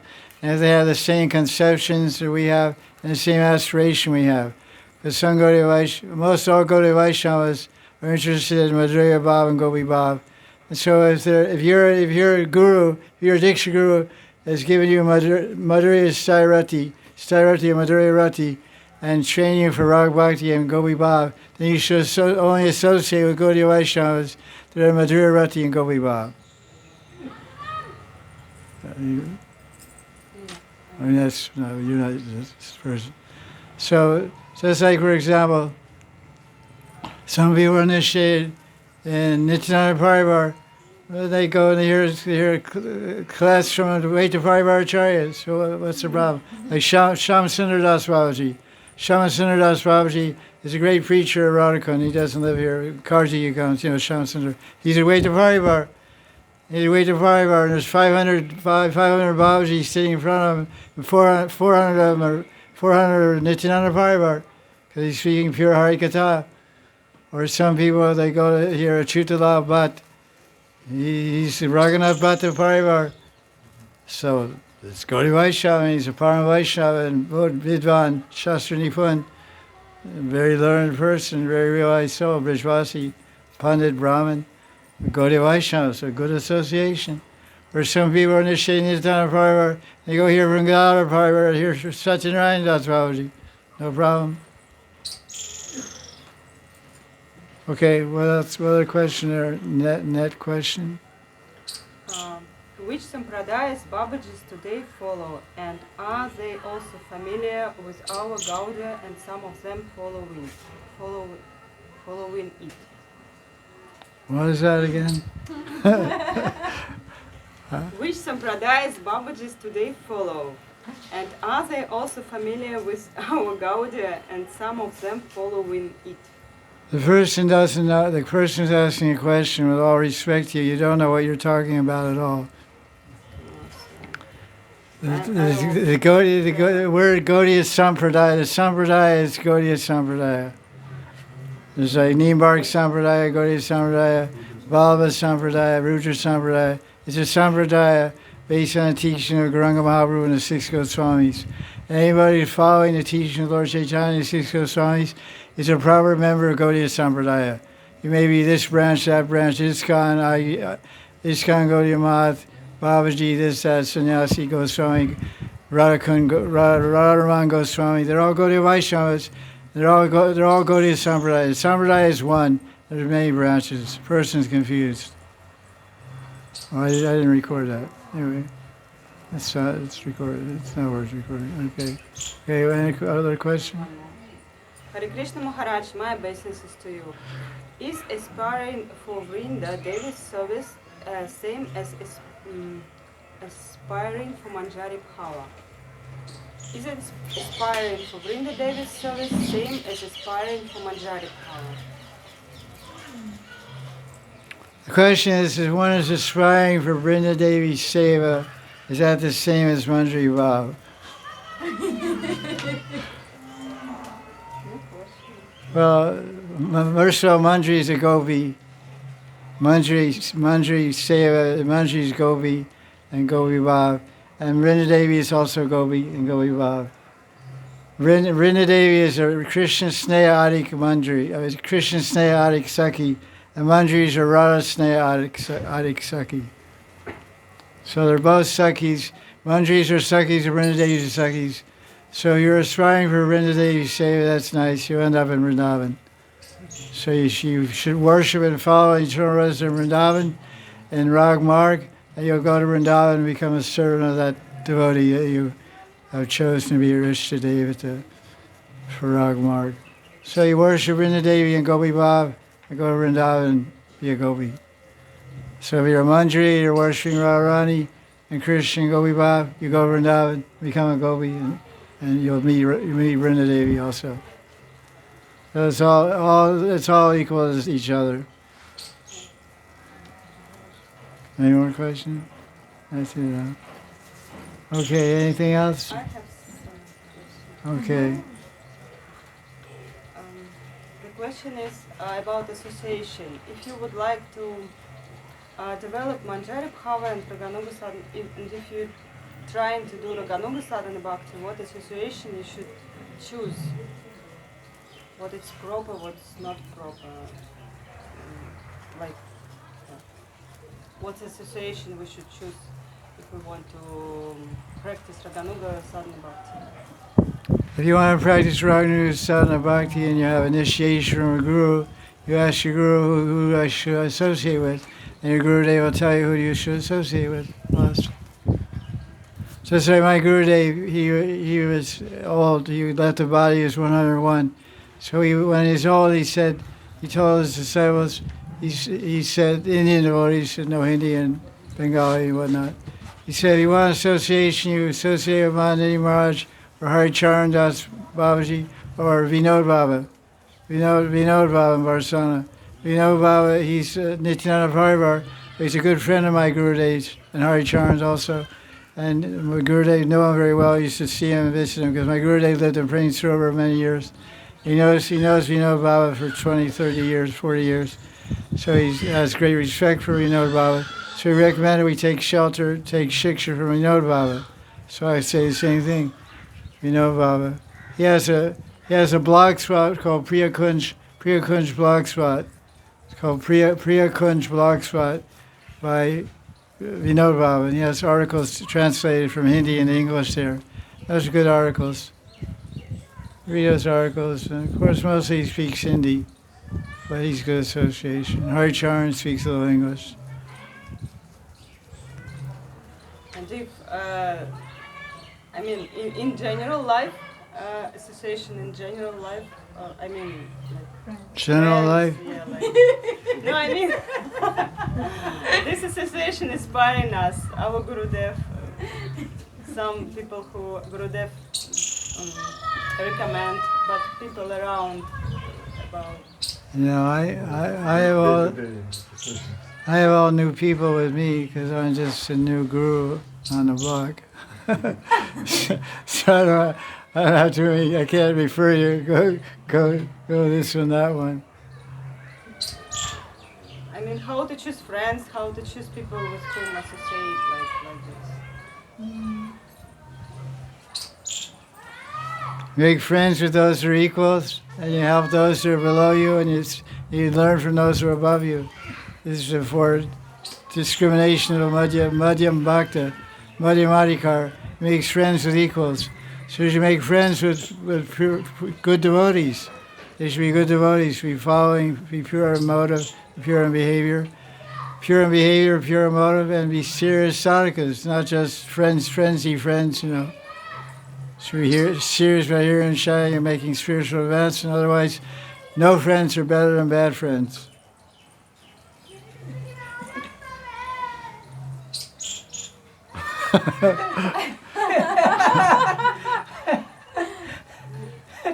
Spiritual life is not a social engagement. Serious spiritual life is solid life. It's a lonely life. The lonely life where you have your Thakurji and you have your books, you have your guru, and you have your bhajan. And that's where you get your satisfaction. That's where you have your sambandha, your relationship, and you get your advancement, you get your blessings. Everything comes from there. You don't need so much. Don't dependent. You have your friend there, Maralika, boss. Okay. I can relate to that, and my question is, like, my husband, he's happy, like right now also, he's just fine. He's catching up online, and he's got book, he's got his japamala, he's just fine, and he will not be in Maya. But if you put me in a room without any friends or without darshan, no outing, then I'll just end up on YouTube and I'll just watch some fashion video, so I need to go out, be with friends. What's your question? This is the same question, how to choose association or how to develop what you're saying, just be happy in loneliness and practice Krishna consciousness at home. You have to do what makes you satisfied. But the devotees should try to associate with good devotees and spend their time hearing and chanting about Krishna. Get together, do kirtan, sing bhajans, read shastra together. What else do devotees do? Our life is centered around Krishna and Radharani. We don't go to parties. It's like we're living in Vrindavan. Remember, it's not Delhi. We're not living in Delhi, Bombay, Switzerland. We're living in Vrindavan. This is a place of bhajan, serious place of bhajan meditation. It's for solitary meditation life. It's not for socializing and pizza parties every Friday night. And my house next Friday, your house next Friday. It's not the way to pass time in Vrindavan. Okay, once in a while, let loose a little bit. Socialize with your friends. If you can socialize, have a pizza party, you have kirtan, have Hari Katha also. Everything should be connected to Radha and Krishna. Otherwise, what's the purpose of being a devotee with Kantimala and Tilak? What's the point? You're living in Vrindavan. It's a privilege to live in Vrindavan. Don't miss the opportunity. Get 1,000 times the benefit of anything you do in Vrindavan. Sahasra Phaladi. So do all good things to benefit your soul. You want to make mundane friends, go to Moscow and make all kinds of mundane friends. But in Vrindavan, you make friends with Radha and Krishna, Lalita Vishaka, Rupa Rati. You read about them all the time, hear about them. These are real friends. These are eternal friends. This guy comes and goes, comes and goes. Everybody comes and goes, here today, gone tomorrow. Krishna's here today, here forever. Krishna and Radharani here today and here forever. And we're forever with them. That's what our goal is. That's what we should work for. Every day should be dedicated like that. Like Kalindi was just telling me, I serve my deity, I love my deity, I'm always serving my deity. That's great. It's pure Christian consciousness.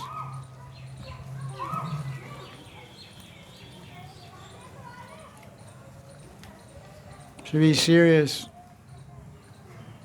There are 2 more questions from internet. Okay, what time is it? 5:30. 5:30. Long day, huh? Okay. Can I ask? Yeah. It's from Jaya Radha's friend. Jaya Radha's friend. I like to be Jaya Radha's friend. Jaya Radhe. Jaya Radhe. Does our Guru knows who we are in spiritual world? And if yes, why he doesn't reveal that to us? How he can reveal that to us? From friend. The question is, does our Guru know who we are in the spiritual world? And if he does, why doesn't he reveal to? If he knows, why he doesn't If he reveal knows, why doesn't he tell us? how he can reveal it to us? How he can reveal to us? Surrender to Guru and ask him to give you the Siddha Pranali and you'll find out.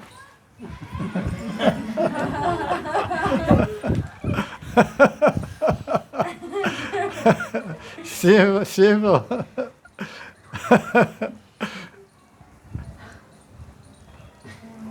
Krishna knows what your Siddha is in the spiritual world. And he's a Samasti Guru. There's a one form of Krishna. One form of Krishna sits on the left-hand side of Krishna. It's the aggregate, it's the sum total of all the gurus, and it's known as Samasti Guru Sri Krishna. He's the Adi Guru, he's the Jagat Guru, Krishna, everything Guru. The Samasti Guru, he's the sum total. And that the Guru, the Diksha Guru is called Vyasti Guru. Vyasti Guru, he prays to the Guru Parampara, and he connects with the Samasti Guru. And Samasti Guru takes the Guru and says, see this spiritual body? This is the body of your disciple. Give that body to your disciple. So the Samasti Guru reveals to the Diksha Guru through the chain of Parampara. That's how it's done. Spiritual body of every jiva is there in the spiritual world, waiting for the liberated soul to take over, get to work, start doing something, start doing something useful.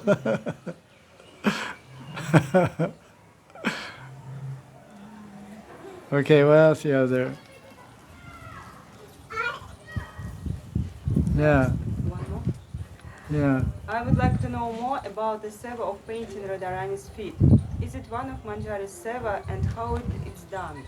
I would like to know more details about colors, use and etc. So he's asking a question about serving Radharani's feet. Painting Radharani's feet. Is it one of Manjari's seva and how it's done? I would like to know more details about colors. He's asking, I want to know more details about colors and this and that. All the shastras I ever read about the Radharani's painting her feet, she's painting with lac dye. Lac dye is a red color dye. I just read that. And I had a discussion with somebody. I said, is Radharani's, when they were painting Radharani's feet, they just paint the side of her feet red or the whole bottom of her feet red? So I asked this question to someone. You know, in other words, you just paint the side. Like you put your hand like this. You paint red around the side, like a boat. A boat you can paint around not the boat. You don't paint the bottom of the boat. You paint the side of the boat. So it's just the sides of Radharani and across the toes, or whatever painted, or his whole bottom painted. So then I asked this question. Waited us. He said there's a verse. It's in, I think it's in Nanda Vrindavan Champu. It's in Nanda Vrindavan Champu or Gopal Champu that when Krishna played the flute on the Raslila, they called the gopis, they ran out of the house so fast that one gopi only had one foot painted red. And she ran down the footpath, and the footpath was just stained with footprints on one side. Because her right foot didn't have any red dye on it, and left foot, so it looked like some boot was going out for boots travel on one leg, 1 foot. 1 foot, look like a boot was running out, all he started rustling. His red left foot, red left, no, where's right foot? There's only left foot, left foot. There's only left foot, no, because didn't paint the right foot, so it didn't leave any red mark. It was wet. She didn't even wait for it to dry. The idea was she didn't wait for the red lac to dry. She ran out of the house. I had to go to Krishna. She ran out. And she stained the foot with dye from 1 foot. Left foot stained all the way down the rust. So obviously you paint, so the answer is you paint the bottom of the feet and the side of the feet. And I haven't heard any other color but red. And that's that. There's some different verses about Radharani kicking her manjari, an arm, marking a manjari's arm with her footlag, and different verses like that. But I haven't heard many details about designs on her feet, or it's just painted, like she got a married Indian lady. It's not some fancy thing, just a line of red at the bottom, And West, everything has to get complicated, They want to make everything complicated. They want simplicity is also beautiful. There's nothing designed. Any other question? That's it. Any other interesting questions? How you paint the bottom of your feet? What's that? Ask a housewife. I don't know. I never did. I don't know. It's not my statement. Yes, sir.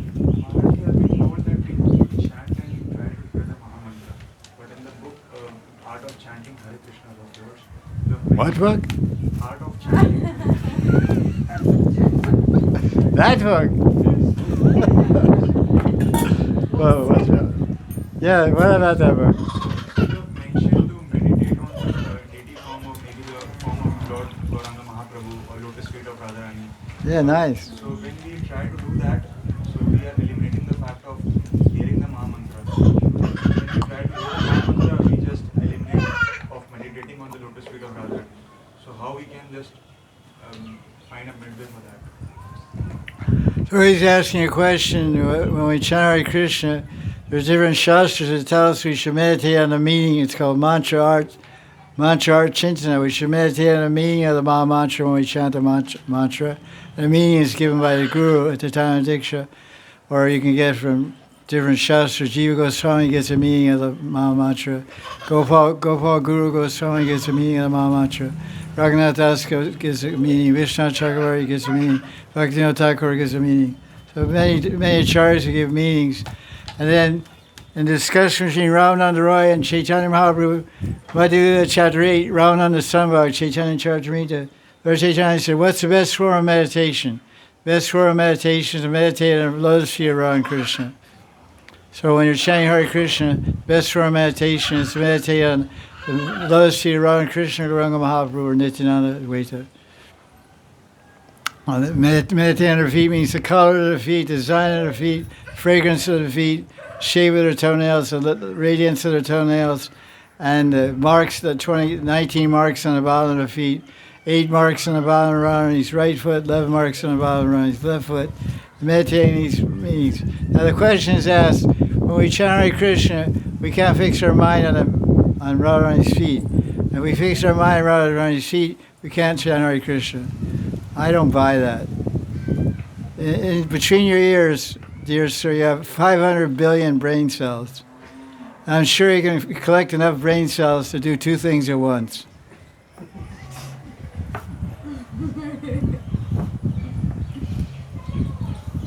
It's not a big deal. Look at your wife. Your wife's cooking dinner, looking at a YouTube movie, and talking on the phone at the same time.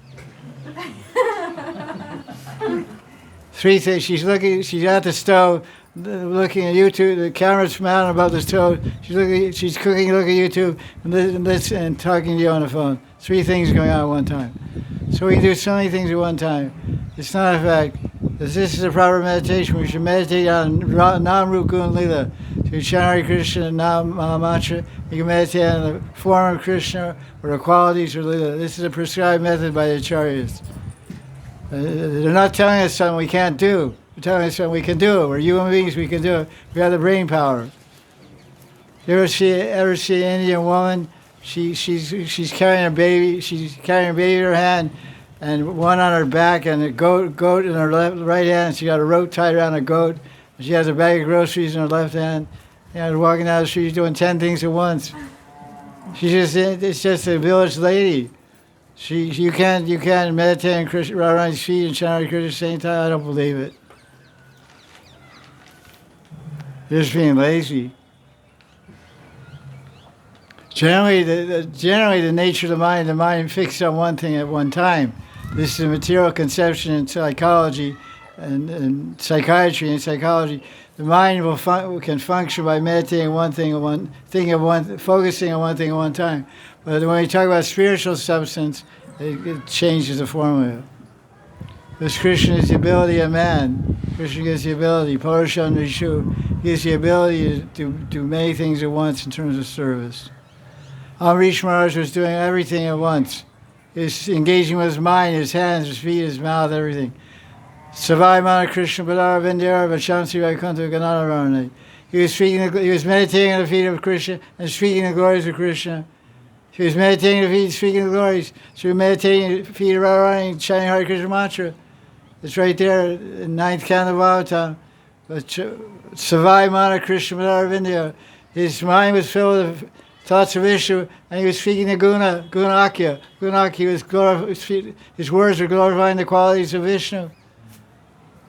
So Hare Krishna mantra is glorifying the Krishna's name and meditating. So the proof is in the Bhagavatam, 9th canto of Bhagavatam. It's everywhere told like this.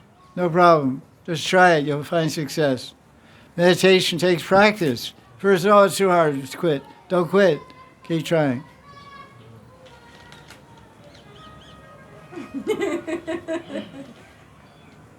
Good. Very good. I'm happy. Well, any question? Ganapati. Vyasadeva spoke and Ganapati wrote. Ganapati wrote the Vedas. His name is Ganapati, his Jana name. So he's always writing. I'm speaking, he's writing. So I'm Vyas and he's Ganesh. He's all the time, I see you.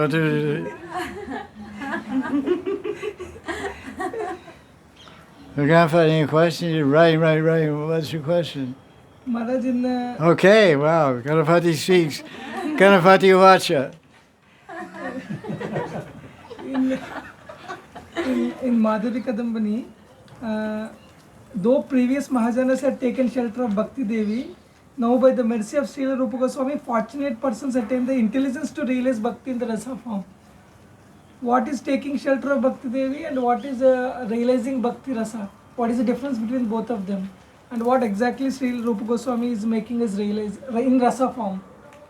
Can you repeat that question about Rupa Goswami part? Or what? Though previous Mahajanas had taken shelter of Bhakti Devi, okay. Now by the mercy of Srila Rupa Goswami, fortunate persons attain the intelligence to realize Bhakti on its rasa form, in its rasa form. Yeah. So, in every age, Satyuga, Treta-yuga, Dwapara, Kali Yuga, Navavida Bhakti is practiced. Prahlad Maharaj preached Navavida Bhakti, Shravanam Kirtan Vishnu Swaram Padaseva, and that's in Satyuga, millions of years ago. Prahlad Maharaj, Satyuga. So every yuga, and they're worshipping Ram and Treta-yuga, they're worshipping Vishnu and Krishna, Dwapara Yuga, and Lord Chaitanya and Radha Krishna Kali Yuga. Every age they're doing Bhakti Bhajan, and they're getting the mercy of Bhakti Devi, they're developing Bhakti and getting Prem, Vaikunta Prem. But Rupa Goswami came to spread the Bhakti Ras. That's why he wrote Bhakti Rasamrita Sindhu, and wrote Ujjwala Nilamani, wrote so many books. So Gauranga Mahaprabhu, he's Rasaraj Sri Krishna. He's come to give every jiva an opportunity to taste Bhakti Ras. You can only taste Bhakti Ras if you come to the level of Bhava Bhakti, but especially you follow Rupa Goswami, because Rupa Goswami is giving a simple, easy way to taste Bhakti Ras by following the Braja Janas, by following the residents of Vrindavan in Ragnuga Bhakti. Rupa Goswami taught Raganuga Bhakti and Nectar of Devotion, Bhakti Rasvi Sindhu, Seva Sadhaka Rupena, Stirupena Chatri. So we follow the Brajadanas and we worship them, and we'll get the Bhakti Ras by worshiping them and getting the mercy. So Rupa Goswami and all Lord Chaitanya's followers are spreading Bhakti Ras, which is a unique contribution of Chaitanya Mahaprabhu. Before this, people were taking Bhakti and getting Mukti Vaikuntha, but not relishing Bhakti Ras.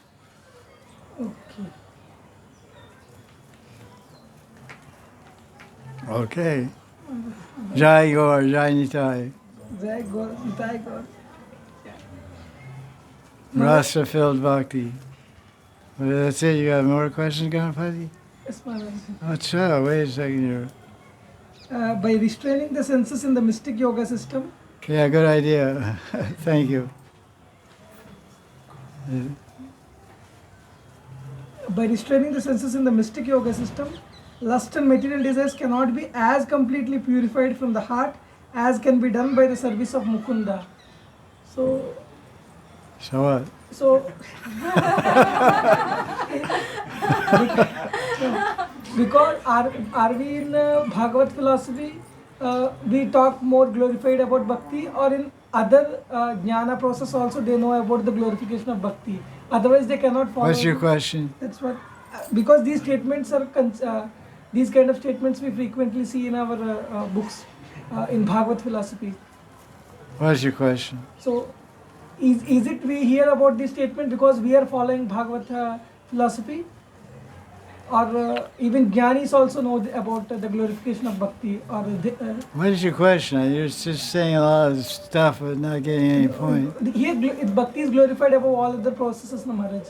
Okay, so do bhakti.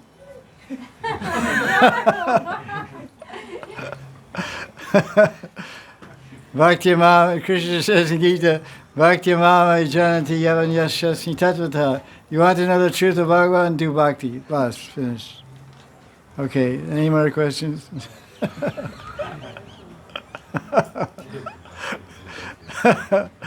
That's it, huh? Okay. Okay. Oh, wait, we're going crazy here. Okay. Muralika ji. I want to ask about Panchatattva, members of Panchatattva. When chanting mantras, or very difficult meditate for form like Nityananda, but very easy like Ananga Manjari or Advaita Acharya also Manjari, like it's wrong or normal? Okay, rephrase your question. Okay, Sakhi. Translate in Russian. You're so funny.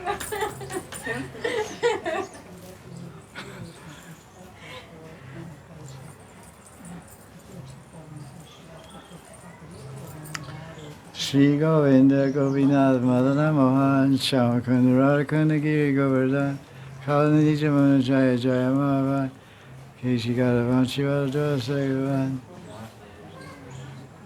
Okay, hurry up, time's up. Next question. Okay, what's the question, Bolo? Wait, I'm going to start a new file. That was crappy. Okay, go ahead. During chanting mantras and Diksha mantras, any meditation on Panchatattva, it's very difficult to meditate on form, for example, Advaita Acharya, how he was in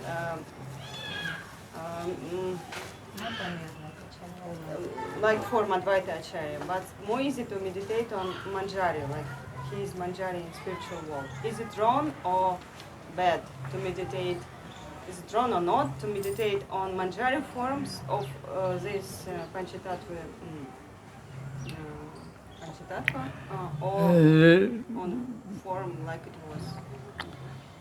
The question is meditate on the sadhaka rupa, Panchatattva and Gaur Lila, or their Sakhi roots or Manjari roots in Krishna Lila. Is it right or wrong? Both are good.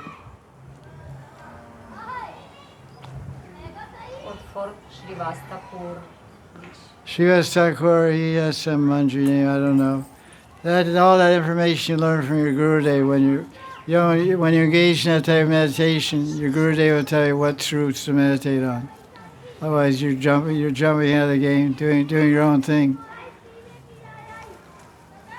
I mean, you get initiated by a guru. He said, "This is your Mukhi Manjari. This is your Mukhi Yuteshri. This is your Guru Sakhi Parampara," and then you meditate accordingly. But you don't create your own path of bhajana meditation. But you generally meditate Panchashava. They're there. They're seen. They're described. Panchashava are there. Described. And then that we know. That's secret information about Manjari identities that's given by Guru. The Panchashava are known as Panchashava. The Vaidacharya, their eternal form, they're all youth. They're all Brahmin youths. So Vaidacharya doesn't have a gray beard. He lived to be 125 years, Vaidacharya. He was 55 years older than Lord Chaitanya. He lived to be 125 years old. So he had a big gray beard. But we meditate on his Nitya Swarup as a young man, young Brahmin. They're all Brahmins. Panchashava are all Brahmins. Basically, we meditate. We can meditate on Panchashava. Main meditation is Radha and Krishna. Our goal is our Ishtadev is Radha and Krishna. We worship Gauranga Mahaprabhu and serve Gauranga Mahaprabhu to attain Radha and Krishna's form and Nitya Seva.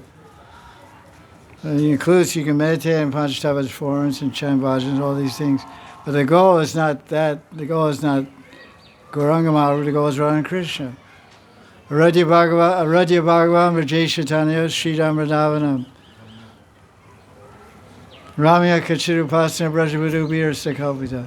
This is written by Srinivasa Acharya, who is the disciple of Vaitacharya, direct disciple, and it summarizes Sambandha Abhideya and Prayojana of Gaudiya Vaishnavism. So it doesn't say the Ishtadev is Krishna, Nanda and Krishna Vrindavan, and the way of worship, the way to attain Krishna is worship in the mode of the gopis. Ramya Kachit Upasana. Ramya Upasana means worship like the gopis worship Krishna Radharani. This is Rag Marg, this is Gaudiya Vaishnavism.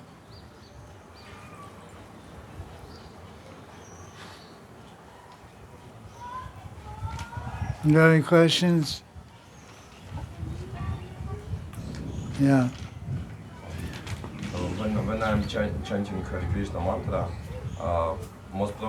in most cases I don't remember Radha and Krishna. Is it a good idea to hear in the same time some lecture about Radha Krishna Lila? No. The question is, when I chant Hare Krishna, I can't think of Radha Krishna. Could I listen to a lecture about Radha Krishna Lila? That's not the way. You can like some people ask me how to do Smaran. I say you read for half hour, chant japa for half hour, and try to remember what you read. But don't read and chant at the same time. It's not recommended.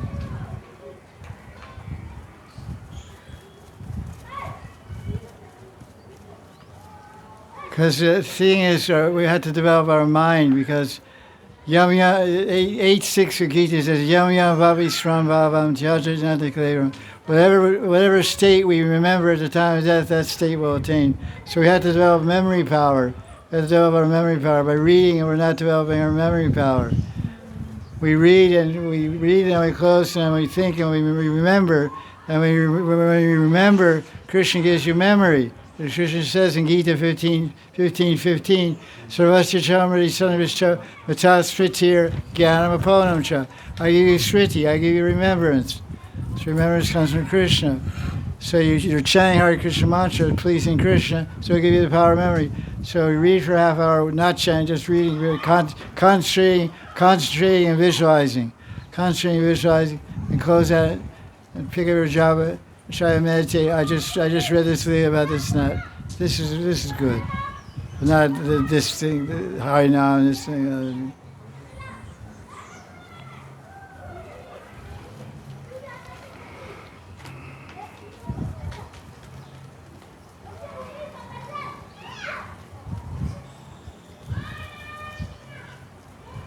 Sneha. Anyone else have a question? You have a question? Kirvali? You're guys eating your kheer right now. Eating kheer and ladus. Ruski ladus, Indian joint venture in Indian Russia, Indian Rus. Indian Rus. Indian kheer and Ruski ladus.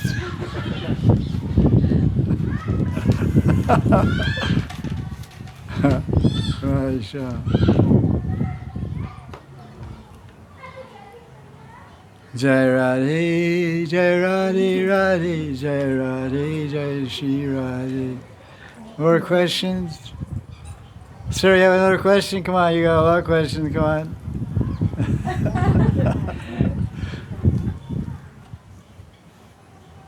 Valentina. Buongiorno.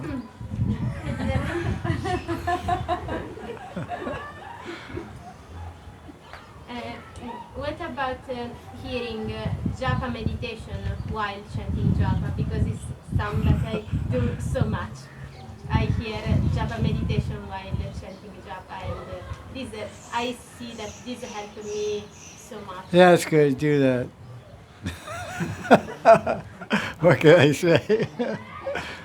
Yes, but so is the different hearing japa meditation is different between hearing like it is. I made that recording myself, so I'm not gonna say it's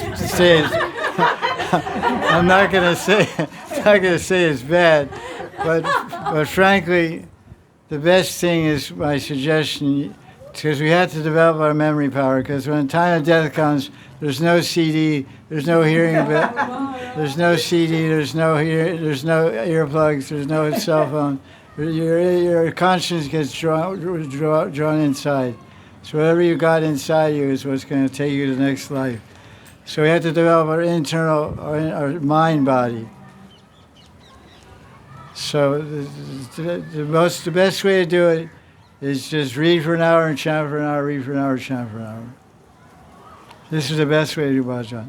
That's just to get started. It's something when you're doing puja, you listen to japa meditations. When I cook, I listen to it. When I chant japa, I don't listen to japa. It's a nice thing. I had fun doing it. It's nice, it's a nice thing.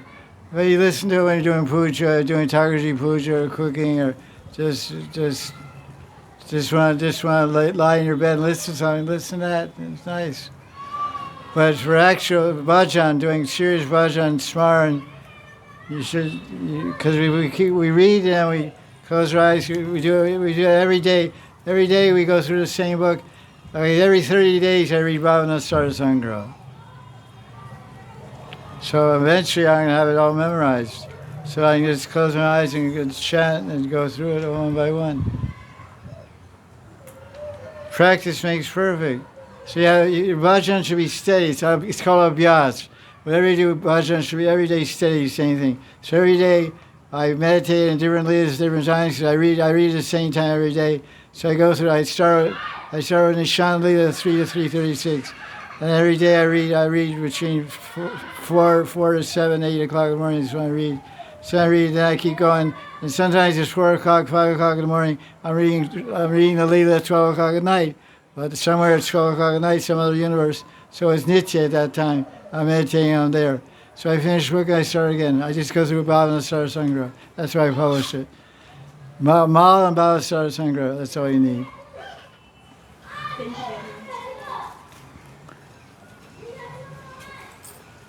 Right. I'm advertising my audios and my books.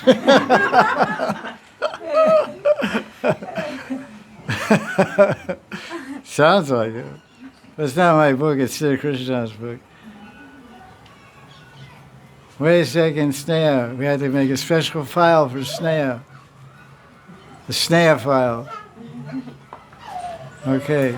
Maharaj, will this japa be counted when we are chanting, we're going to different temples and we're chanting? Will it be counted in the 16, or we should sit down and do 16 dance just separately? My Gurudev said when you're doing parikrama, don't take your beads. You're doing good. You're doing long parikrama. You're doing long parikrama, Giriraj parikrama, and you're not going with a bunch of girlfriends, chit chat the whole way. You're going by yourself. Going by yourself or some other serious chanter. Then you take your beads. But going shopping, going temple hopping in Vrindavan, or visiting temples, or doing Radha Kunda parikrama, no mala. Just chant out loud or whatever. Just chant in your mind. It says Sujava,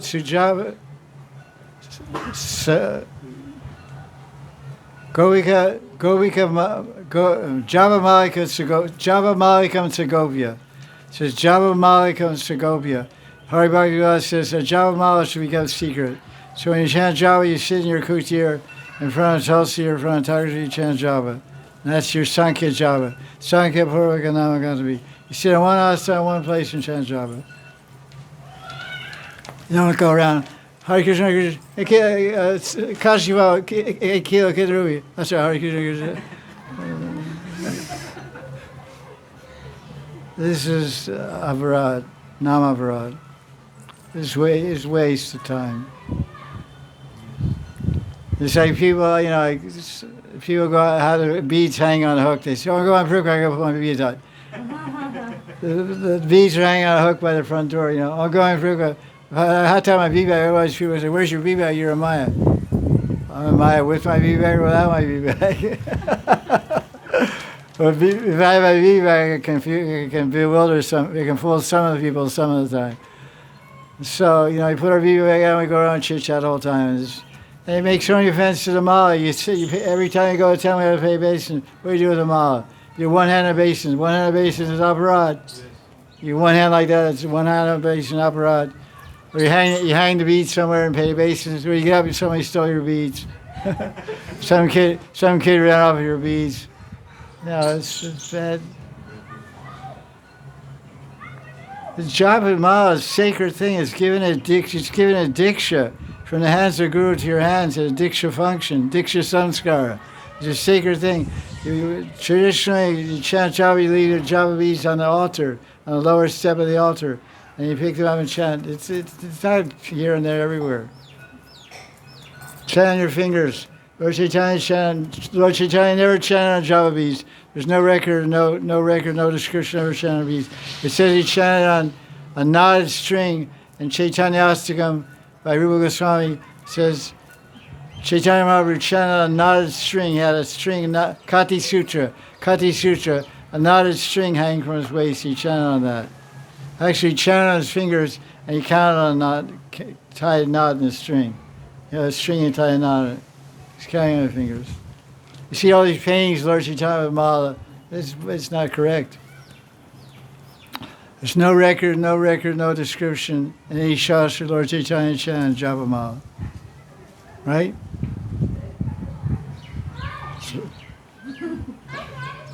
Authority. Approval.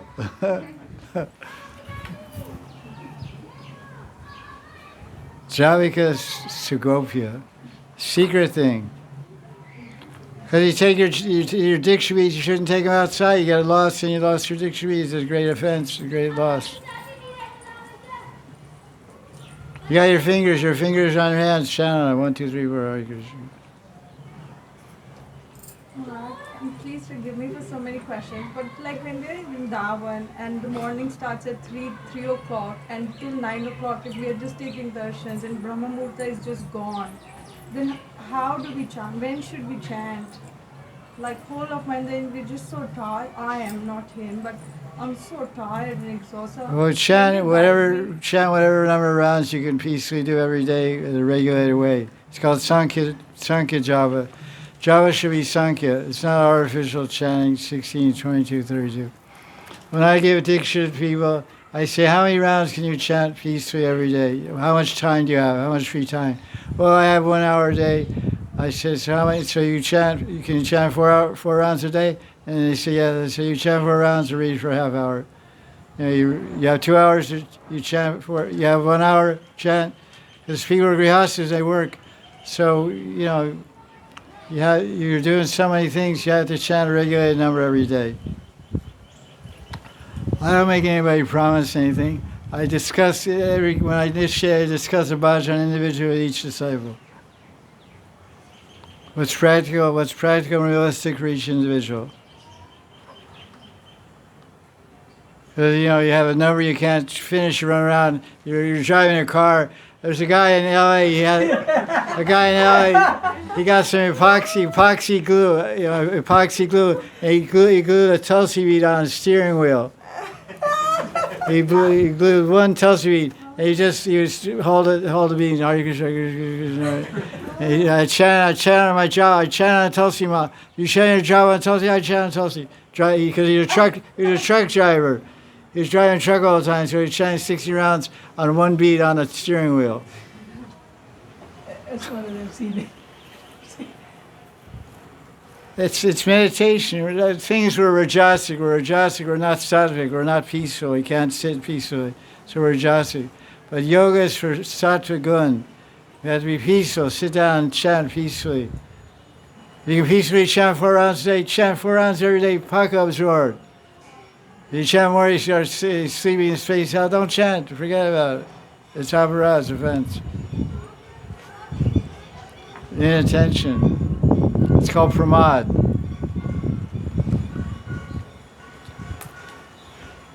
It's not some magic formula. 16 you got perfection, 64 you got perfection. It's by quality and degree of surrender. The degree of surrender and attachment to Krishna determines how soon you get perfection in Bhakti Bhajan. Now, what is your attachment to Krishna? This is the most important thing.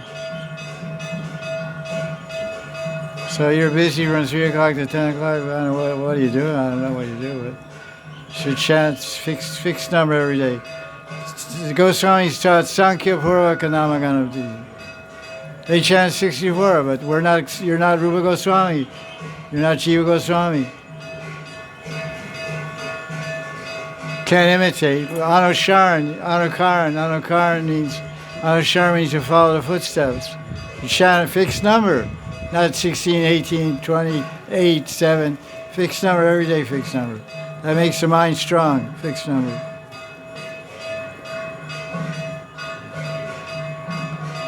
Shri Radhe Sham. Okay, what else we got? Any more questions? I think it's time. It feels like 6 o'clock. What time? 6:05. 6:12. 5:5. 6:05. One more question.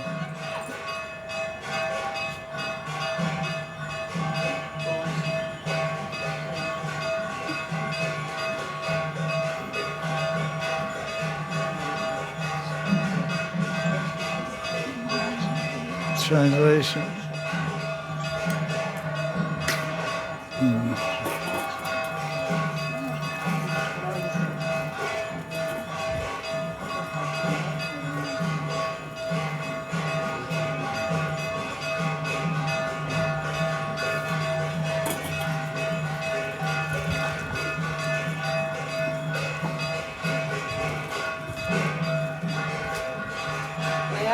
Yeah. There is such type of chanting vachakam. It is half of sound, half sound chanting. What's the question? The question is, there is a type of chanting vachakam. Yeah, I know what it half is. sound. Yes. And can we?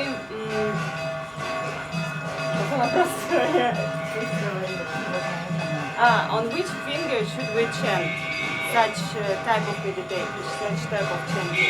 On this finger or on this finger? The question is asked about what fingers do we chant japa on, different types of japa. There's 3 ways of chanting Hare Krishna. One is called kirtan. There's kirtan and 2 are japa. One japa is called manasik japa, another type of japa is called upamshu. Upamshu means whispering. Uchaisik means kirtan. It's not japa, it's kirtan. There's 3 types of chanting. One is kirtan, which is uchaisik. The other 2 are japa. which is monastic japa, silently in the mind or whispering, upamshu. Upamshu. So upamshu is sound in thumb and middle fingers. Whispering, making some sound is thumb and middle fingers. And monastic japa is thumb and ring finger. Monastic japa is thumb and ring finger. Hari Bhakti, we discussed this one time. Okay. Jaya Jaya Sri Radhe, Jaya Jaya Sri Radhe, Jaya Jaya Sri Radhe.